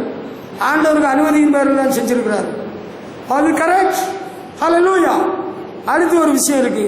எரேமியா தீர்க்கதரிசியின் புத்தகம் 26ஆம் அதிகாரம் 15ஆம் வசனம் படிக்கிற வேளையில எரேமியா தீர்க்கதரிசியை கொல்லணும்னு எல்லாம் நினைக்கிறானுங்க. அட பாவீங்களா, தீர்க்கதரிசியை கொலை செய்யணும்னு நினைக்கிறீங்களாடா? அடே, உங்களுக்கு வேற ஆள் கிடைக்கலையா? தீர்க்கதரிசி உள்ளதை சொல்லிட்டார். அவர்களுடைய மீறுதல்கள், பாவங்கள், துரோகங்கள், அக்கிரமத்தை எல்லாம் எச்சரிக்கிறார். அதனால அவனை விடலாமா, இவனை விடக்கூடாது, இவனை ஒப்பமா விடுவோமான்னு சொல்லி நிற்கிறானுங்க. அவரு என்ன சொல்றானுங்க, இவனை கொல்லணும்னு நினைக்கிறானுங்க. ஆனா தீர்க்கதரிசி என்ன சொல்றாரு தெரியுமா? பிரபுக்களையும் ஜனங்களையும் பார்த்து சொல்றாரு, இந்த ஆலயத்துக்கும் நகரத்துக்கும் விரோதமாக தீர்க்க தரிசனமாக சொல்ல கர்த்தரனை அனுப்பினார். 13ஆம் வசனம் எரேமியா 26:13, நீங்கள் உங்கள் வழிகளையும் கிரியைகளையும் சீர்படுத்தி கர்த்தருடைய சத்தத்தை கேளுங்கள், அப்பொழுது கர்த்தர் உங்களுக்கு விரோதமாய் சொல்ல தீங்குக்கு மனஸ்தாபப்படுவார். நீங்கள் என்னை கொன்று போட்டால், 15ஆம் வசனம், நீங்கள் குற்றமில்லாத இரத்தப்படியை உங்கள் மேலும் இந்த நகரத்தின் மேலும் இதன் குடிகள் மேலும் சுமத்திக் கொள்வீர்கள் என்று நிச்சயமாய் அறியுங்கள். தீர்க்கதரிசியை கொண்டு போட்டால் என்ன நடக்கும்? இரத்தப்பழியை ஆண்டவர் அவர்கள் மேலும் அவர்கள் குடிகளின் மேலும் சுமத்துவார். அவர் சொல்லிட்டார். அவர் பயப்படல. ஜனத்தினுடைய மீறுதல்களையும் அக்கிரமங்களையும் ஆண்டவர் சொல்லும்படியாகத்தான் எரேமியாவை அனுப்பினார். அவர் உள்ளதை சொல்லிட்டார், உள்ளதை சொல்லிட்டார். அதனால அவரை கொல்லணும்னு நினைக்கிறாருங்க. அவர் சொல்லிட்டார், என்ன கொன்று போட்டால் நீங்கள் குற்றமில்லாத இரத்தப்பழியை உங்கள் மேல் இந்த ஜனத்தின் மேல சுமர பண்ணுவீர்கள். ஆண்டவர் அந்த இரத்தப்பழியை உங்கள் மேல் சுமத்துவார்.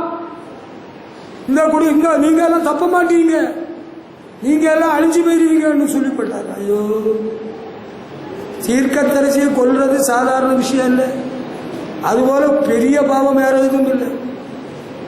பெரிய பாவம். இந்த நகரத்தின் மேலும் இதன் குடிகளின் மேலும் நீங்கள் குற்றமில்லாத இரத்தப்பழியை சுமத்திக் கொள்வீர்கள். இது தெரியுதா? நம்ம இனிவரும் காலத்திலும் கூட ஒரு நாள் ஒரு ஊழியம் செய்கிற ஒரு பையன், என்னோட 4 வயசு குறைஞ்ச பையன், அவன் 2-3 அடியாளை கூட்டிட்டு வந்திருந்தான் சில ஆண்டுகளுக்கு முன்பு. அவன் என்ன வந்து பார்த்து, என்ன நல்லா இருக்கியோ? நல்லா இருக்கு, ஒன்றை போல உள்ளதெல்லாம் ஊழியம் செய்கிறனால தான் அப்படின்னு கண்ணா பின்னான்னு மட்டம் தட்டி பேச ஆரம்பிச்சதும் விசுவாசிகள் இருந்தவங்க சொன்னாங்க, நிறுத்துங்க, நீங்க ஒரு ஊழியக்காரன் உள்ளதுனால தான் நாங்கள் சும்மா நின்னோம், நீ ஒரு விசுவாசியான ஒன்று உள்ளே விட்டுருக்க மாட்டோம். இப்பொழுதும் கர்த்தருடைய ஊழியக்காரனிடத்தில் மரியாதையா முறையா பேசுங்க. அதை தாண்டி அந்த ஆளு நல்லா கண்ணாபிரான சத்தம் போட்டுட்டு வெளியே சைக்கிள் எடுத்துட்டு போறவங்க சொல்றான், தீர்க்கதரிசிகளை கொலை செய்கிறவர்கள் கர்த்தருக்கு ஊழியம் செய்கிறவர்கள் என்று சொல்லும் காலம் வரும், அது இப்பொழுதே வந்திருக்கிறது, நீ திருட வருவதற்கு வா, ஒன்னு அங்கேயே காலி பண்ணிடுறேன்னு சொல்லிட்டு போயிட்டான். பேசுவே அவனுக்கு வேதம் தெரியல. நிறைய பேர் ஊழியம் செய்கிறானுங்க, பைபிள் எடுத்திருக்கிறான், எழுதுனவன் ஏற்ற கெடுத்தான், படித்தவன் பாடுனவன் பாட்டை கெடுத்தான், இவங்க மக்களே கெடுத்துறானுங்க. இஸ்ரவேல் ஜனங்கள் ஆபிரகாமின் சந்ததியா தீர்க்கதரிசியின் மூலம் தேவன் கொடுத்த எச்சரிப்பு நிமித்தம் அவரே கொல்லலாமான்னு பார்க்குறாங்க. அவர் சொல்லிட்டாரு, என்ன கொலை செய்தா அந்த இரத்தப்பழி இந்த நகரத்தின் மேலும் இந்த குடிகள் மேலும் இருக்கும். அதை அறிஞ்சுக்கிடுங்க, அவ்வளவுதான். நானும் சொல்றேன், நீ அறிஞ்சிக்க. என்ன எவனாவது என்னைக்காவது செத்து கொண்டுருவேன் வச்சிருவேன் அப்படியெல்லாம் இல்லை. நீ கண்டியா, நீ கேட்டியா, உனக்கு தெரியுமா? அவனுடைய மகனே, செத்து போன அவனுடைய மகனே, நீ இருந்தாயா, நீ வந்தாயா, நீ கேட்டாயா? என்னை பார்த்து சொன்னது உனக்கு தெரியுமா? நான் பொய் பித்தலாட்டம் சொல்லிக் கொண்டா நடக்கிறேன்? ஒன்ன வடுவனா வப்பனா கொன்னுடுனாலே என்ன கொள்றதுக்கு பரலோக தேவனுடைய உத்தரவு இல்லாமல் ஒருவனும் கைப்பட முடியாது. அது தெரிஞ்சுக்க. நீ என்னை காப்பாற்றி வர வேண்டாம். எனக்கு ஆண்டவரும் அவருடைய தூதர்களும் உண்டு. பரத்திலிருந்து அருளப்படாவிட்டால் என் மேல் கைப்பட உனக்கு அதிகாரம் இல்லை என்று ஆண்டவரே பிலாத்துவிடத்திலே சொல்லிட்டார். எரேமியா அன்னைக்கு வெளிப்படையாக சொல்லிட்டார், நான் உங்கள்கிட்ட இருக்கிறேன், உங்களுக்கு என்ன தோணுதோ செய்யலாம், என்னை கொண்டு போட்டால் இரத்தப்பழி உங்கள் மேலும் உங்கள் குடிகள் மேலும் வரும். அதை சொல்லிவிட்டார். அது கரெக்டு தான். இன்றைக்கு ஜனத்தின் காயங்களை மேல் பூச்சாக பூசுகிறார்கள். ஆண்டவர் சொல்றாரு அவர்களுக்கு, ஐயோ இன்னைக்கு பாலிஷ் போட்டா பிரதர், உங்களுக்கு மனைவி வயசாயிட்டு முடி நினைச்சிட்டு உங்களுக்கு பிடிக்கல, இப்போ உங்க மனைவியை விட உங்களை ரொம்ப நேசிக்கிறதுக்கு ஒரு சகோதரி இருக்கிறாள், பரவாயில்ல வச்சுக்கிடுங்க, அவங்க அவங்க வீட்டில் இருக்கட்டு, உங்க மனைவி உங்க வீட்டில் இருக்கட்டும். கர்த்தருக்கு ஸ்தோத்திரம். ஆண்டவர் உங்களை நடத்துவார், கர்த்தர் நடத்துவார், கிருபை கூட இருக்கும். தேவ சமூகம் உங்களுக்கு முன் சொல்லும். வெள்ளை அடிக்கப்பட்ட கல்லறையவன் அவன் ஜனத்தின் காயங்களை மேல் பூச்சாக பூசுகிறான். உன்னுடைய சகோதரன் மனைவி ஏரோதியாளை நீ வைத்திருப்பது நியாயம் அல்ல. ஏரோது ஏரோது உனக்க தலை தட்டில் போக போகுது. யோவான் ஸ்நானம் உனக்கு தெரியல. பாவம், யோவான் ஸ்நானம் பாவம் இல்லை. சும்மா இருக்கக்கூடாது, இந்த வம்பு ஏங்க. ஆண்டவர் எரேமியாவை அனுப்புறது அவர்களுடைய மீறுதல் அக்கிரமங்களை அறிவிக்கத்தான். யோவான் ஸ்நானத்தில் எல்லாரும் போய் பாவங்களை அறிக்கையிட்டு யோர்தானில் ஞான ஸ்நானம் பெற்றார்கள். ஏரோது சகோதரன் பிலிப்புடைய மனைவி வச்சிட்டு இருக்கிறார். அவர் சொல்ல வேண்டியதை சொல்லிட்டார். ஆண்டவர் சொன்னார் சொல்லிட்டார். கழுத்து போனால் போகுது, எங்கே போகும்? தட்டில் போகுதா போட்டு, உயிர் எங்கே போகும்? ஆண்டவர்கிட்ட போகும். அல்லேலூயா. உண்மைதானா? உண்மைதான். இரத்தப்பழிக்கு நீ பதில் சொல்லணும். ஏரோது நீ எப்படி சாவாய் உனக்கு தெரியுமா? உனக்கு தெரியாதுல்ல, எனக்கு தெரியும். ஏரோது கர்த்தருடைய தூதன் உன்னை அடிப்பான், நீ புழு சாவாய். எப்படி? கர்த்தருடைய தூதன் உன்னை அடிப்பான், நீ எப்படி சாவாய்? நீ தண்ணி இறங்காமல் குடல் சுருங்கி புழு வைத்து எலும்பில் கொழுப்பெல்லாம் வச்சு செத்துக்கிறோம். அப்படிதான் எனக்கு தெரியுது. தேவனுடைய எச்சரிப்பை உனக்கு சொன்னதினால் தேவ மனிதர்கள் மேல் கைப்படணும்னு நினைக்கிறாயோ? கொன்னுடுவேன். நாங்கள் எவ்வளோ பெரிய ஆட்கள் தெரியுமில்ல, நாங்கள் கட்சிக்காரங்க, எங்களுக்கு எவ்வளோ அடி ஆட்கள் நமக்கு தெரியல. அப்படியா? கர்த்தருடைய தூதன் இறங்கி விட்டால் நீ என்ன செய்வாய்? எம்மாத்திரம். கர்த்தருடைய பரிசுத்தவான்கள் மேலே எவனாலும் கை போட்டா உருப்பிட மாட்டான். நான் உனக்கு ஒன்று சொல்லிடுறேன். எங்க சபையின் பாஸ்டர் மோட்சக்கண்ணு தேவ மனுஷன் இருந்தார். அவருடைய எல்லாவற்றிலையும் ஒருத்தன் மனாசேன்னு ஒருத்தன் மோதிக்கிட்டே இருந்தான். மனாசேன்னு மோதிக்கிட்டே இருந்தான். திடீரென்று ஒரு போலீஸ் வழக்கில் அவன் அகப்பட்டு துப்பாக்கி மனையில் இடிபட்டு பரிதாபமா செத்தான். சரி, அப்பங்கதை அதுன்னு சொன்னா மகனே கதை எது? மகன் அப்பனை விட தாண்டுறான். அவனுக்கு வேலையே ஊழியக்காரர்களை தூஷிக்கிறது, அவதூறாக பேசுறது, அரசாங்க உத்தியோகம், நல்ல மனைவி, நல்ல வருமானம், ஒரு குழந்தையும் அவனுக்கு உண்டு. அவன் நல்ல வாழ்க்கை சாப்பிட்டமான ஆளு. அவன் மோட்டார் சைக்கிளும் வாங்கிட்டான். கும்பகோணத்தில் பெரிய பேலஸும் கட்டிட்டான். நல்ல வசதி வாய்ப்புகள், பெரிய இடத்துல போய் சேர்ந்துட்டான். பெரிய சபை, புதிய காரு அவனுக்கு இல்லை, அவனுக்கு பாஸ்டருக்கு. அவங்க பாஸ்டரோட காரில் அவன் தான் அவனுக்கு கார் போல போறான். சந்தோஷமா இருக்கட்டும், நல்லா இருந்துட்டு போட்டு. 6 மாசம் throat cancer. He died in his disease. பரிதாபமாக செத்தான். தகப்பன் எப்படியோ மகனும் அப்படியே செத்துக்கிட்டான். நான் வேதனையோடு சொல்லுகிறேன், இரத்தப்பழியை ஆண்டவர் கேட்டுருவார். தகப்பன் செத்தது போல மகனும் செத்து போயிட்டான். பாவம், வயசாகல. He was in government service. வேதனைப்படுகிறேன், வருத்தத்தோடே சொல்கிறேன். அவனுடைய நிலைமை பரிதாபம். அடுத்து பின் சந்ததியின் கதை என்ன? அவருக்கு மனைவி சில ஆண்டுகள் அப்படியே அமைதியாக இருந்துட்டு இருந்தா. பாசுக மனைவியோ கூட போவா வருவா பாடுவா ஆடுவா. அவங்க தான் கொயரு கயிறு எல்லாம் முடிஞ்சது. கொஞ்ச நாள் கழிஞ்சதும் அவளுக்கு கல்யாணமா? அவளுக்கு இன்னொரு கல்யாணமா? மத்தியாகத்தில் இல்லை, மத்தியாகத்தில் இல்லை, கன்னியாகுமரி மாவட்டத்தில் அருமனையில் கல்யாணமா. அக்காக மாப்பிள்ள 2வது கல்யாணம் பண்றாராம். கல்யாணம் முடிஞ்சிட்டான். அவளுக்கு மக காலேஜில் படிக்கிறாளாம். இவளுக்கு இப்போ 2வது கல்யாணம். நல்லா இருக்கா? சந்தோஷம் சந்தோஷம் சந்தோஷம் சந்தோஷம் தானா? ஆமா சந்தோஷம் தான். இரத்தப்பழியை குறித்து ஜாக்கிரதையாயிரு. ஆண்டவர் சொன்னதை சொல்லிட்டு நான் போயிடுவேன்.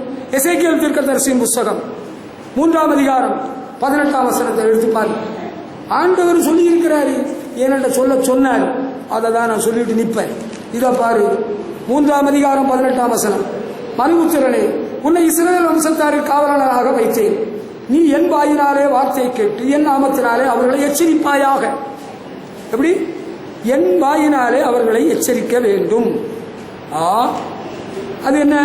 சாகவே சாவா என்று நான் துன்மார்க்கனுக்கு சொல்லுகையில் நீ துன்மார்க்கனை தன் துன்மார்க்கமான வழியில் இராதபடிக்கு எச்சரிக்கும்படியாகவும் அவனை உயிரோடே காக்கும்படியாகவும் அதை அவனுக்கு சொல்லாமலும் நீ அவனை எச்சரிக்காமலும் இருந்தால் அந்த துன்மார்க்கன் தன் துன்மார்க்கத்திலே சாவான். அவன் இரத்தப்பழியையோ உன் கையிலே கேட்பேன்.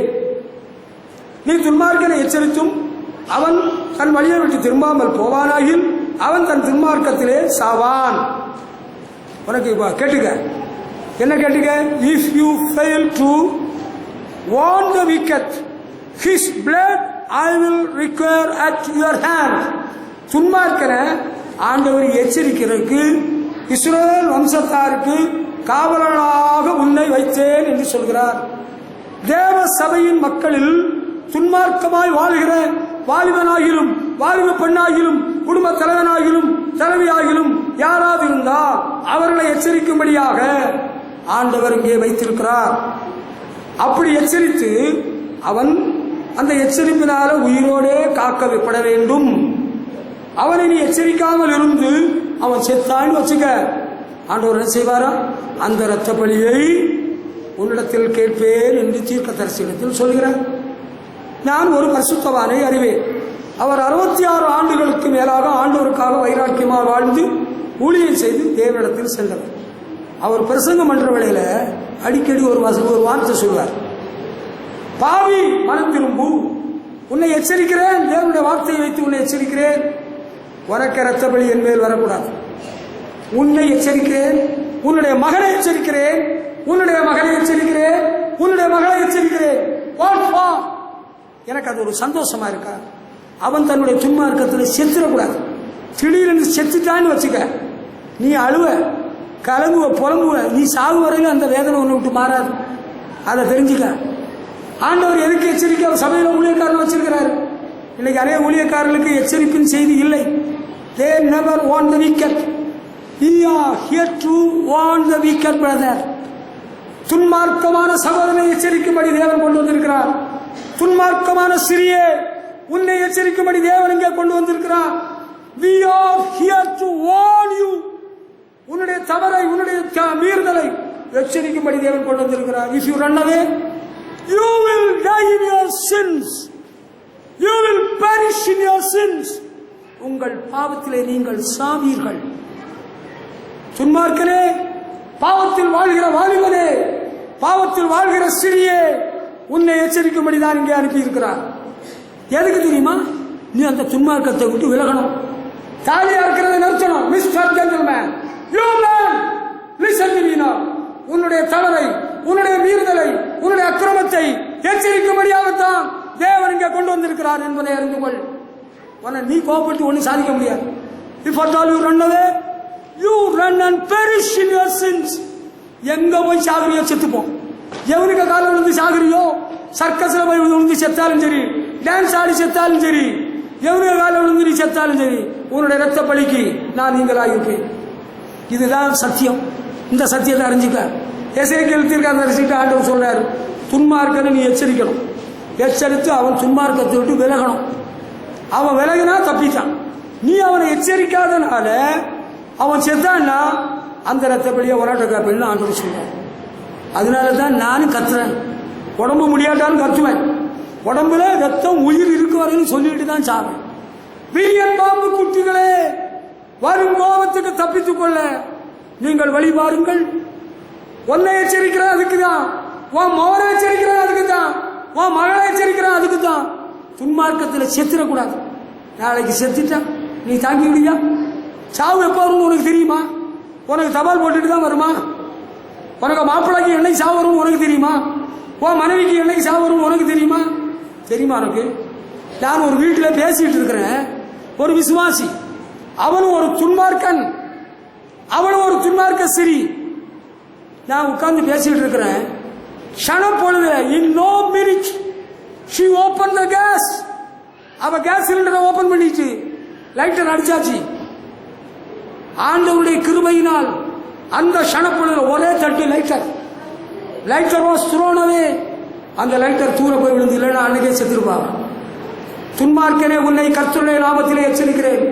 உன்னுடைய துன்மார்க்க வழியை விட்டு நீ திரும்பணும். You young boy, you are telling a lot of lies to your parents. You fellows, you boys, வாலிப பையனே, தகப்பன்கிட்ட போய் சொல்ற, தாயிட்ட போய் சொல்ற, நீ உண்மையாக நடிக்கிறாய். நீ நடிக்காதே. வாலிப பெண்ணே, நடிக்காதே. தாயினிடத்தில் நடிக்காதே. ஆண்டவர் உன்னை எச்சரிக்கிறார். The Lord sees you. கர்த்தர் உன்னை காண்கிறார். உன்னை பற்றி ஆண்டவர் எல்லாம் சொல்லிட்டாரு. It is recorded in the BCR of Jesus the Lord. ஆண்டவர் போட சொன்னார், போட்டா எல்லாம் வந்தாச்சு. மூடாத, மறைக்காத. உன்னை எச்சரிக்கை தான் என்கிட்ட சொன்னார். நான் எச்சரித்துட்டு தான் இருப்பேன். உனக்கு எச்சரிப்பை கேட்டு மனம் திரும்ப விரும்பினால் மனம் திரும்ப வாழ்வாய், பிழைத்திருப்பாய். ஓடிட்டியா, செத்த. நீ எங்கேயும் போய் சாகு, என்னைக்கும் சாகு, எப்படியும் சாகு.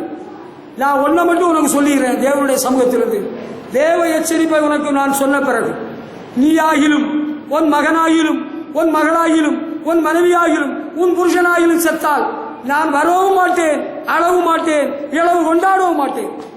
உன்னுடைய இரத்த பலியை தேவனிடத்தில் கேட்கவே மாட்டான். உன்னுடைய பிள்ளையினுடைய இரத்த பலியினிடத்தில் கேட்க மாட்டான். நான் அமைதியாக ஆண்டவர் சொல்லுகிற ஊழியத்தை தொடர்ந்து செய்து கொண்டே இருப்பேன். இதுதான் ஆண்டவர் எனக்கு சொல்லி இருக்கிற வார்த்தை. ஓசியா தீர்க்கதரிசியின் புஸ்தகம் 4ஆம் அதிகாரம் 2ஆம் வசனத்தை எடுத்துப்பார். ஆண்டவர் என்ன சொல்லுகிறார்? ஓசியாவின் புஸ்தகம். நீ பெரிய பக்தன் தான். இஸ்ரவேல் புத்திரனே, கர்த்தருடைய வார்த்தையை கேளுங்கள். தேசத்து குடிகளோட கர்த்தருக்கு வழக்கு இருக்கிறது. பொய்யான எழுகிறாய். 2ஆம் வசனம்.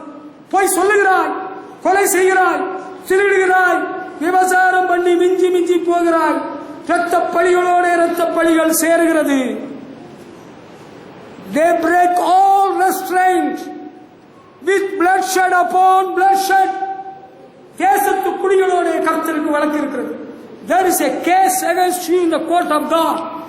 ஆண்டவருடைய நீதிமன்றத்தில் உனக்கு விரோதமாக ஒரு வழக்கு இருக்குது. எந்த வக்கீல் வர அவரை கூட்டிட்டு வா. ரஃபேல் ராஜ் வக்கீல் நல்ல வக்கீல். அவரை முடிச்சுட்டோன்னா நம்ம எல்லா கேஸும் வெற்றி பெறலாம். He is a very good gentleman. He is a good advocate, old man. He is good to me. அவர் எனக்கு நல்ல நண்பர், நல்லவர். உங்க கேஸ் ஜெயித்துதான். அவர் கேட்ட பணத்தை கொடுத்த பாஸ்டர் ஜெயித்துதான். என்னவோ நீங்க கொஞ்சம் அவர்கிட்ட போன் போட்டு சொல்லுவீங்களா? போன் போட்டு சொன்னாலும் போக. தேசத்து குடிகளோடு தேவ ஜனத்தோடு ஆண்டவருக்கு ஒரு வழக்கு இருக்கு. ஒன்றை பற்றி ஒரு வழக்கு ஆண்டவர்கிட்ட இருக்கு. அதுக்கு நீ எந்த வக்கீலை பிடிக்கலான்னு பார்க்குற, எந்த பாஸ்டரை பிடிக்கலான்னு பார்க்குற. பெரிய சபைக்க பாஸ்டரை பிடிக்கிறியா? சர்க்கஸில் போய் சேர போறியா? இதை பாரு, என்ன நடந்துட்டு இருக்குது. பொய்யான எழுகிறாய். நான் கண்டனா கேட்டனா? நான் காணலங்க. சிஸ்டரே போய் சொல்றாங்க. பாஸ்டருக்கு மனைவி இருக்கிறாங்களே சிஸ்டர், அவங்களே போய் சொல்றாங்க. அதுக்கு பாஸ்டரும் சேர்ந்துட்டு போய் சொல்றாரு. நாங்க இதெல்லாம் ஒத்துக்கிட முடியாது. நீ ஒத்துக்கிட வேண்டாம். நீ தொலைஞ்சுப்போ. இரத்த பிரியனே தொலைஞ்சு போ. உனக்கு இங்க வேலை கிடையாது. We cannot accommodate you. We cannot keep you anymore with us. You repent. We are not here to tell any kind of lie to you. உங்ககிட்ட நாங்க போய் சொல்லி பிழைக்கிறதுக்குள்ள தேவை எங்களுக்கு இல்லை. We are not liars. ஒன்ன போல உனக்கு அப்பனை போல நாங்க போய் சொல்லிட்டு வாழ்ந்தவர்களும் இல்லை, வாழ வேண்டியவர்களும் இல்லை. அந்த அவசியம் எங்களுக்கு ஏற்படவும் இல்லை. நீ சொன்னது பொய் தானா? பொய் தான். ஏன் அப்படி பொய் சொன்ன? ஒத்துக்க. அப்படி சொல்லலையாமே. அண்ணன் சொன்னாங்களா? அண்ணன் சொன்னாங்களா? ஏய் இத பாரு, நீ வேற ஆளை பார்த்துக்க. அதுக்குள்ள ஆளு நான் அல்ல. நான் கோமரத்தாடியின் மகன் அல்ல, புரிஞ்சுக்கா நீ. நான் ஹோட்டல்ல சர்வருடைய சப்ளையருடைய மகன் அல்ல, கர்த்தரால் அபிஷேகம் பண்ணப்பட்ட ஊழியக்காரருடைய மகன். நீங்க அப்படி அப்படி சொன்னீங்களா? சொல்லு. நான் போய் கேட்டுட்டு வந்துட்டு அப்படி சொல்லலையா? நான் எல்லாரும் கூட்டிட்டு வரேன். யூ டேட்டி fellow, how dare you are to talk such a life? நாங்க என்ன பொய் சொல்லணும்? எங்களுக்கு தேவையா? எந்த விஷயத்தில் உன்னிட்ட பொய் சொல்லணும்? Come on, come with evidence. வாரி, கர்த்தருடைய சம்மேளனத்திலே வா, வழக்காடுவோம், வாருங்கள். Come on, come with your argument. நீ வா, உனக்கு ஆளுகளை கூட்டிட்டு வா, பேசிவோம். கட்ட பஞ்சாயத்துக்கு இங்க தேவையில்லை. பொய்யாடி இடுகிறாய், பொய் சொல்லுகிறாய், கொலை செய்கிறாய், அடுத்து திருடுகிறாய். You are stealing the poor souls. திருடாதே, திருடாதே. அடுத்த சபையின் ஆத்துமாக்களை திருடாதே. ஊழியக்காரனே, ஊழியக்காரியே, அப்போஸ்தலனே, திருடாத. ஒரு ஊழியக்காரன் அவங்க மகனுக்கு கல்யாணத்துக்கு வந்துடும், ஆடு கொடுக்க வந்துடுவேன். மனைவியோடு குடும்பத்தாரோடு 1 மணி நேரம் பேசிட்டு இருந்தால அந்த ஊழியக்காரன் சொல்றான், கும்பகோணத்துக்காரன், ஒரு காலத்தில் ஒரு ஆத்துமா கிடைக்கணும்னா அவ்வளோ கஷ்டப்பட்டு இருந்தோம். இப்ப எல்லாம் ஆத்துமாக்கள் எங்களே தேடி அப்படி வந்து குவியெல்லாம் விழுந்து குஞ்சுட்டே இருக்குது, பொத்துன்னு விழுந்துகிட்டே இருக்கு. நான் நேர மூஞ்ச உடைச்சி விட்டுலான்னு பார்த்தேன். வேண்டாம், இவன்கிட்ட நேரில் உடைக்கண்டான்னு நிறுத்திட்டேன். இந்த சபையிலிருந்து எத்தனை பேர் அவனுடைய சபைக்கு போயிருக்கிறாங்க. திருடி இருக்கிறான், அவன் ஒரு திருடன். நீ ஏன் வந்த? உனக்கு என்ன காரணம்? அந்த ஊழியக்காரத்தில் என்ன குறை கண்டாய்? உனக்கு தவறு என்னன்னு கேட்டுக்கணும். அதோட நீ நிறுத்தக்கூடாது. If you are a good servant of God, you must contact me. You circus fellow, you should have contacted me. You are a thief, I say it in the name of the Lord. கர்த்தருடைய நாமத்திலே நீ ஊழியக்காரனாக இருந்தாலும் உன்னை திருடன் என்று சொல்லுகிறேன். ஏனென்றால் நீ அடுத்த சபையிலிருந்து வந்து எப்படி சேர்த்துக்கிட்டேன்? அவன்கிட்ட கேட்டியா ஏன் வந்த? பாஸ்டர் சரியில்லை, பாஸ்டர் மனம் திரும்பிட்டாரானா நாங்க எல்லாம் போயிடுவோம், செத்து போனவங்க சொல்றேன். வெள்ளையடிக்கப்பட்ட கல்லறை கர்த்தருடைய அடிப்பார். உன்னுடைய சந்ததி இந்த பூமியில் இல்லாமல் போகும். தேவனை பற்றி உனக்கு தெரியல. என்ன பண்ற? திருடுகிறாயா? ஆட்ட திருடி, மாட்ட திருடி, மனுஷனை திருடுறியா? நீயா ஊழியக்காரன்?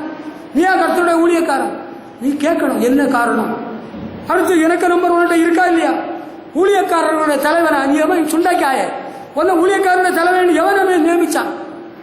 பாஸ்டர் குர்பான் சிங் பாஸ்டர், நான் ஊழியக்காரருடைய தலைவனாக கும்பகோணத்தில் இருக்கிறேன். எவன்டா உன்ன ஊழியக்காரருடைய தலைவனாக நியமித்தவன்? நீ யார்? Who are you? பொய், அப்படித்த பொய். சரி, என்ன உனக்கு தெரியுமா தெரியாத? கேட்டிருக்கலாமே. மயிலாடுதுறையிலிருந்து வந்தவன்களே, என்னோட பேசியிருக்கலாமா? பேசக்கூடாத? நீ யார்? உன்னுடைய தகப்பன் யார்? உன்னுடைய தாயா? எப்படிப்பட்ட குடும்பத்தில் நீ வந்தாய் என்பதை நான் அறிய மாட்டேனோ? உனக்கு தெரியுமா தெரியாதா? என்ன தெரியாது? என் மாமனார தெரியாது, என் மனைவியை தெரியாது. என்ன மூஞ்சோட நீ செத்தவனா போன? எவனாவது ஏதாவது சொன்னா நம்பிடுவியா? எவனாவது சொன்னதுக்கு எல்லாத்தையும் நீ ஆமா கொட்டுருவியா? விசுவாசிய திருடுறியா? சிஸ்டர் பிரதரை கூட்டிட்டு வந்துருங்க. சிஸ்டர் பிரதரை கூட்டிட்டு வந்துருங்க. நீ ஊழியக்காரனா? நீ கர்த்தரோட ஊழியக்காரனா? அப்படியா? திருடர்களே, திருடர்களே ஒழுங்கா இருங்க. திருடர்கள் உன்னை பற்றி ஆண்டவரிடத்தில் வழக்கு இருக்கிறது. விபசாரம் பண்ணுகிறார்கள். இந்த பிரதரை கூட்டிட்டு வந்திருக்கிறேன், கர்த்தருக்கு சோத்திரம். இவங்க எனக்கு ரொம்ப காலமா ஃபேமிலி ஃப்ரெண்ட்ஸ். சோத்திரம். இவங்களுக்கு டாக்டர் சொன்னாங்க, அவங்களுக்கு இப்போ பிள்ளை இருக்கக்கூடாதான் டாக்டர் சொல்லிட்டாங்க, குழந்தைய கரைச்சிடணும்னு சொல்லிட்டாங்க. அப்படியா? நான் டாக்டரை கான்டாக்ட் பண்றேன், கொஞ்சம் பொறுங்க சொல்றேன். டாக்டர் நான் பேசுறேன். என்னன்னு சொல்லுங்க. இப்படி ஒரு கேஸ் இருக்குது. 2 மாதம் குழந்தை ஒரு சிறிய வயிற்றுல இருக்கான். ஆமா, அதுக்கு டைபாய்டு முன்னால வந்துதான். அதனால ஒரு டாக்டர் சொன்னாங்களா குழந்தை இருக்கக்கூடாதுன்னு. இல்லைன்னு அப்படி ஒன்றும் கிடையாது. இனிஷியல் ஸ்டேஜில் டைபாய்டு வந்திருந்தாலும் it will not affect the baby. குழந்தைய பாதிக்காது, குழந்தை இருக்கலான்னு. நாங்கள் போய் கரைச்சிட்டு வந்துட்டோம். அவங்க உப்பு மிளகும் கரைச்சிட்டு வந்துட்டாங்களா? விபசாரம் பண்ணினது. You fellow, you did adultery with that young girl, and that baby was not the husband's baby. The baby was this woman's husband's child. இதுக்கு தமிழ்ல சொல்லித்தாரன். இது அவளுக்கு புருஷனுக்கு குழந்தை இல்லை, அவளுக்கு ஃப்ரெண்டுக்கு குழந்தை. அதனால இப்ப எப்படியாவது ஒரு மனதாக ஏக மனதாக நம்ம கரைச்சிடுவோம். இதெல்லாம் எதுக்கு பாஸ்டர்கிட்ட போய் சொல்றீங்க? ஏண்டா இதெல்லாம் ஏன் பாஸ்டர் போய் சொல்றோம்? இதெல்லாம் நமக்குள்ளே முடிச்சுக்கிடணும். இதெல்லாம் நமக்குள்ளே முடிச்சுக்கிட வேண்டிய விஷயம். எல்லாம் பாஸ்டர் போய் சொல்லலாமா? விபசாரம் பண்ணுகிறாய், இரத்த பலிகளோட இரத்த பலிகள் சேருகிறது, உனக்கும் உன் மக்க குட்டிகளுக்கும் சேருகிறது. எல்லாத்துக்கும் வட்டியும் பொலிசையும் சேர்த்து நீ அனுபவிச்சிருக்குவ. கொஞ்ச நாள் இருக்குது. உலகம் இன்னைக்கு அழியாது, நாளைக்கு அழியாது, நாளை கழிச்சு அழியாது, கொஞ்ச நாள் கழிச்சு தான் அழியும். நீ கொஞ்சம் பொறுத்துக்க. என்ன நம்ம பொறுத்திருந்து பார்ப்போம். அமர்ந்திருந்து அவர் கத்தரந்தறியுங்கள். கொஞ்சம் அமர்ந்துரு. ஆடாத, ஆட்டக்காரியே ஆடாதே, ஆட்டக்காரனே ஆடாதே, நீ கொஞ்சம் அமர்ந்துரு. Wait and see the hand of the Lord. பொறுத்துக்க. மத்தேயு சுவிசேஷம் 27 அதிகாரம் 24 வசனம். இயேசு கிறிஸ்துவை குற்றம் சாட்டி பிலாத்துவிடத்திலே இவன் சிலுவையில் அறையணும்னு ஒப்பு கொடுக்குறாங்க. பிலாத்து பார்த்துட்டாரு, ஐயோ இதை நான் செய்ய முடியாது, தண்ணீர் கொண்டு வரீங்க, கையை கழுவிட்டாரு. இந்த நீதிமானுடைய இரத்த பலிக்கு நான் பாத்திரன் அல்ல, கையை கழுவிட்டார். ஆனாலும் அவங்க விட்டப்பாடு இல்லை. அடுத்த வசனம் 27, 25 நான் என்ன செய்யணும்னு கேட்கிறார். இவருடைய இரத்த பலி எங்கள் மேலும் எங்கள் பிள்ளைகள் மேலும் வரட்டும்னு சொல்றாங்க. ஐயோ இயேசுவே, இது என்ன வேலை? இப்படி செய்யலாமா? செய்யக்கூடாது, செய்யக்கூடாது. அந்த இரத்த பலியை ஆண்டவர் இஸ்ரேல் வம்சாத்தாரிடத்தில் கேட்டார். கிபி 70 தீருராயனை கொண்டு எருசலேம் பட்டணம் தரைமட்டமாக்கப்பட்டது, தேவாலயம் தீக்கிரையாக்கப்பட்டது. எருசலேமின் சிறிகள் எல்லாரும் நாடு கடத்தப்பட்டார்கள். குழந்தைகள் கல்லின் மேல் மோதி அடிக்கப்பட்டார்கள். வாலிபர்கள் மரங்களின் மேல் ஆணிகளால் அடிக்கப்பட்டு தொங்க விடப்பட்டார்கள். அதோடு நின்று விடவில்லை. ஜெர்மன் அதிபர் ஹிட்லர் 60 லட்சம் யூதர்களை விஷவாயு வழியாக கடத்தி சாகடித்து போட்டார். இன்னும் யூதர்களுக்கு அமைதி உண்டாகவில்லை. இன்னும் யூதர்களுடைய சமாதானத்துக்காக வேண்டிக் கொள்ளுங்கள் தான் எல்லாரும் சொல்றாங்க. இந்த இரத்தப்பலி குற்றமில்லாத இரத்தப்பலி. அவருக்கு தெரிஞ்சு போச்சு பிலாத்துக்கு. இவங்க குரோதத்தினால விரோதத்தினால போய் குற்றம் சொல்றானுங்க. கையை கழுவிட்டாருப்பா பிலாத்து, கவர்னர் கையை கழுவிட்டார். நான் என்ன செய்யணும்? இந்த இரத்தப்பலி எங்கள் மேலும் எங்கள் பிள்ளைகள் மேலும் வரட்டும். அடுத்த நாள் வந்துதான், அன்னைக்கு வந்துதான். அன்னைக்கு வரல, அடுத்த நாள் வரல, 69 வயசு வருடம் வரையில் வரல. கிபி 70 தான் அங்க தீருராயர் வந்து தேவனுடைய நியாய தீர்ப்பு இறங்கிச்சு. இரத்தப்பலியா ஆண்டவர் கேட்டுட்டார். குற்றமில்லாத இரத்தத்தை காட்டி கொடுத்தேனேன்னு ஒருத்தன் கடைசியில் அழுது சொல்லி பார்த்தான். It was too late. ஆண்டவரை மரணாக்கினைக்கு உட்படுத்தும்படியாக முத்தமிட்டு காட்டி கொடுத்துட்டான் யூதாஸ். அவன் கன்வர்ஷன், ஃபெய்த் கன்வர்ஷன் தான். அவனுக்கு ஒரு மன உறுத்தல் வந்திருக்கு. குற்றமில்லாத ரத்தத்தை காட்டி கொடுத்தேனே, நான்கு கொண்டு செத்துட்டான் அவன். இந்த ரத்தப்பலி, இந்த ஜனங்கள் எல்லாரும் கூக்குரல் போட்டு ரத்தப்பலி ஆண்டவர் உடல்ல விசாரித்தார். அந்த ஜனங்களை ஆண்டவர் கண்டித்தார். சத்தியத்தை எல்லாம் மனதார எதுக்கு சொல்றோம்னு சொன்னா, பவுலப்போஸ்தலன் சொல்லியிருக்கிறார். அப்போஸ்தலர் 20 அதிகாரம் 27 வசனம். சத்தியத்தை மறைக்காமல் உங்களுக்கு நான் சொல்லி வந்தேன், இது நிமித்தம் உங்களுடைய இரத்தப்பலிக்கு நான் நீங்களாயிருக்கிறேன். I am innocent of the blood of all man. சத்தியத்தை உங்களுக்கு மனதார நாங்கள் சொல்லி வருகிறோம். உங்கள் இரத்தப்பலிக்கு நாங்கள் நீங்களாக இருக்கிறோம். You have to give account of your life. உங்களுடைய வாழ்க்கை குறித்து, உன்னுடைய தனிப்பட்ட வாழ்க்கை குறித்து, உன்னுடைய குடும்ப வாழ்க்கை குறித்து, உன்னுடைய மகனை குறித்து, உன்னுடைய மகளை குறித்து நீ ஆண்டவருக்கு கணக்கு கொடு. நாங்கள் உங்கள் இரத்தப்பலிக்கு நீங்களாக இருக்கிறோம். ஏனென்றால் சத்தியத்தை நாங்கள் மறைக்கவில்லை. உங்களுக்கு சொல்ல வேண்டிய சத்தியத்தை பிரயோஜனமானவைகளில் ஒன்றையும் மறைத்து வைக்காமல் வெளியரங்கமாக வீடுகள் தோறும் உங்களுக்கு பிரசங்கித்து உபதேசம் பண்ணினோம். அதை அறிந்து கொள். பாருங்கள், நாங்கள் எதையும் மறைத்து வைக்கவில்லை. உங்கள் இரத்தப்பலிக்கு நாங்கள் நீங்களாயிருக்கிறோம். எல்லாருடைய இரத்தப்பலிக்கு நீங்கி நான் சுத்தமாயிருக்கிறேன் என்பதற்கு உங்களை இன்றைய தினம் சாட்சிகளாக வைக்கிறேன். ஆமென்.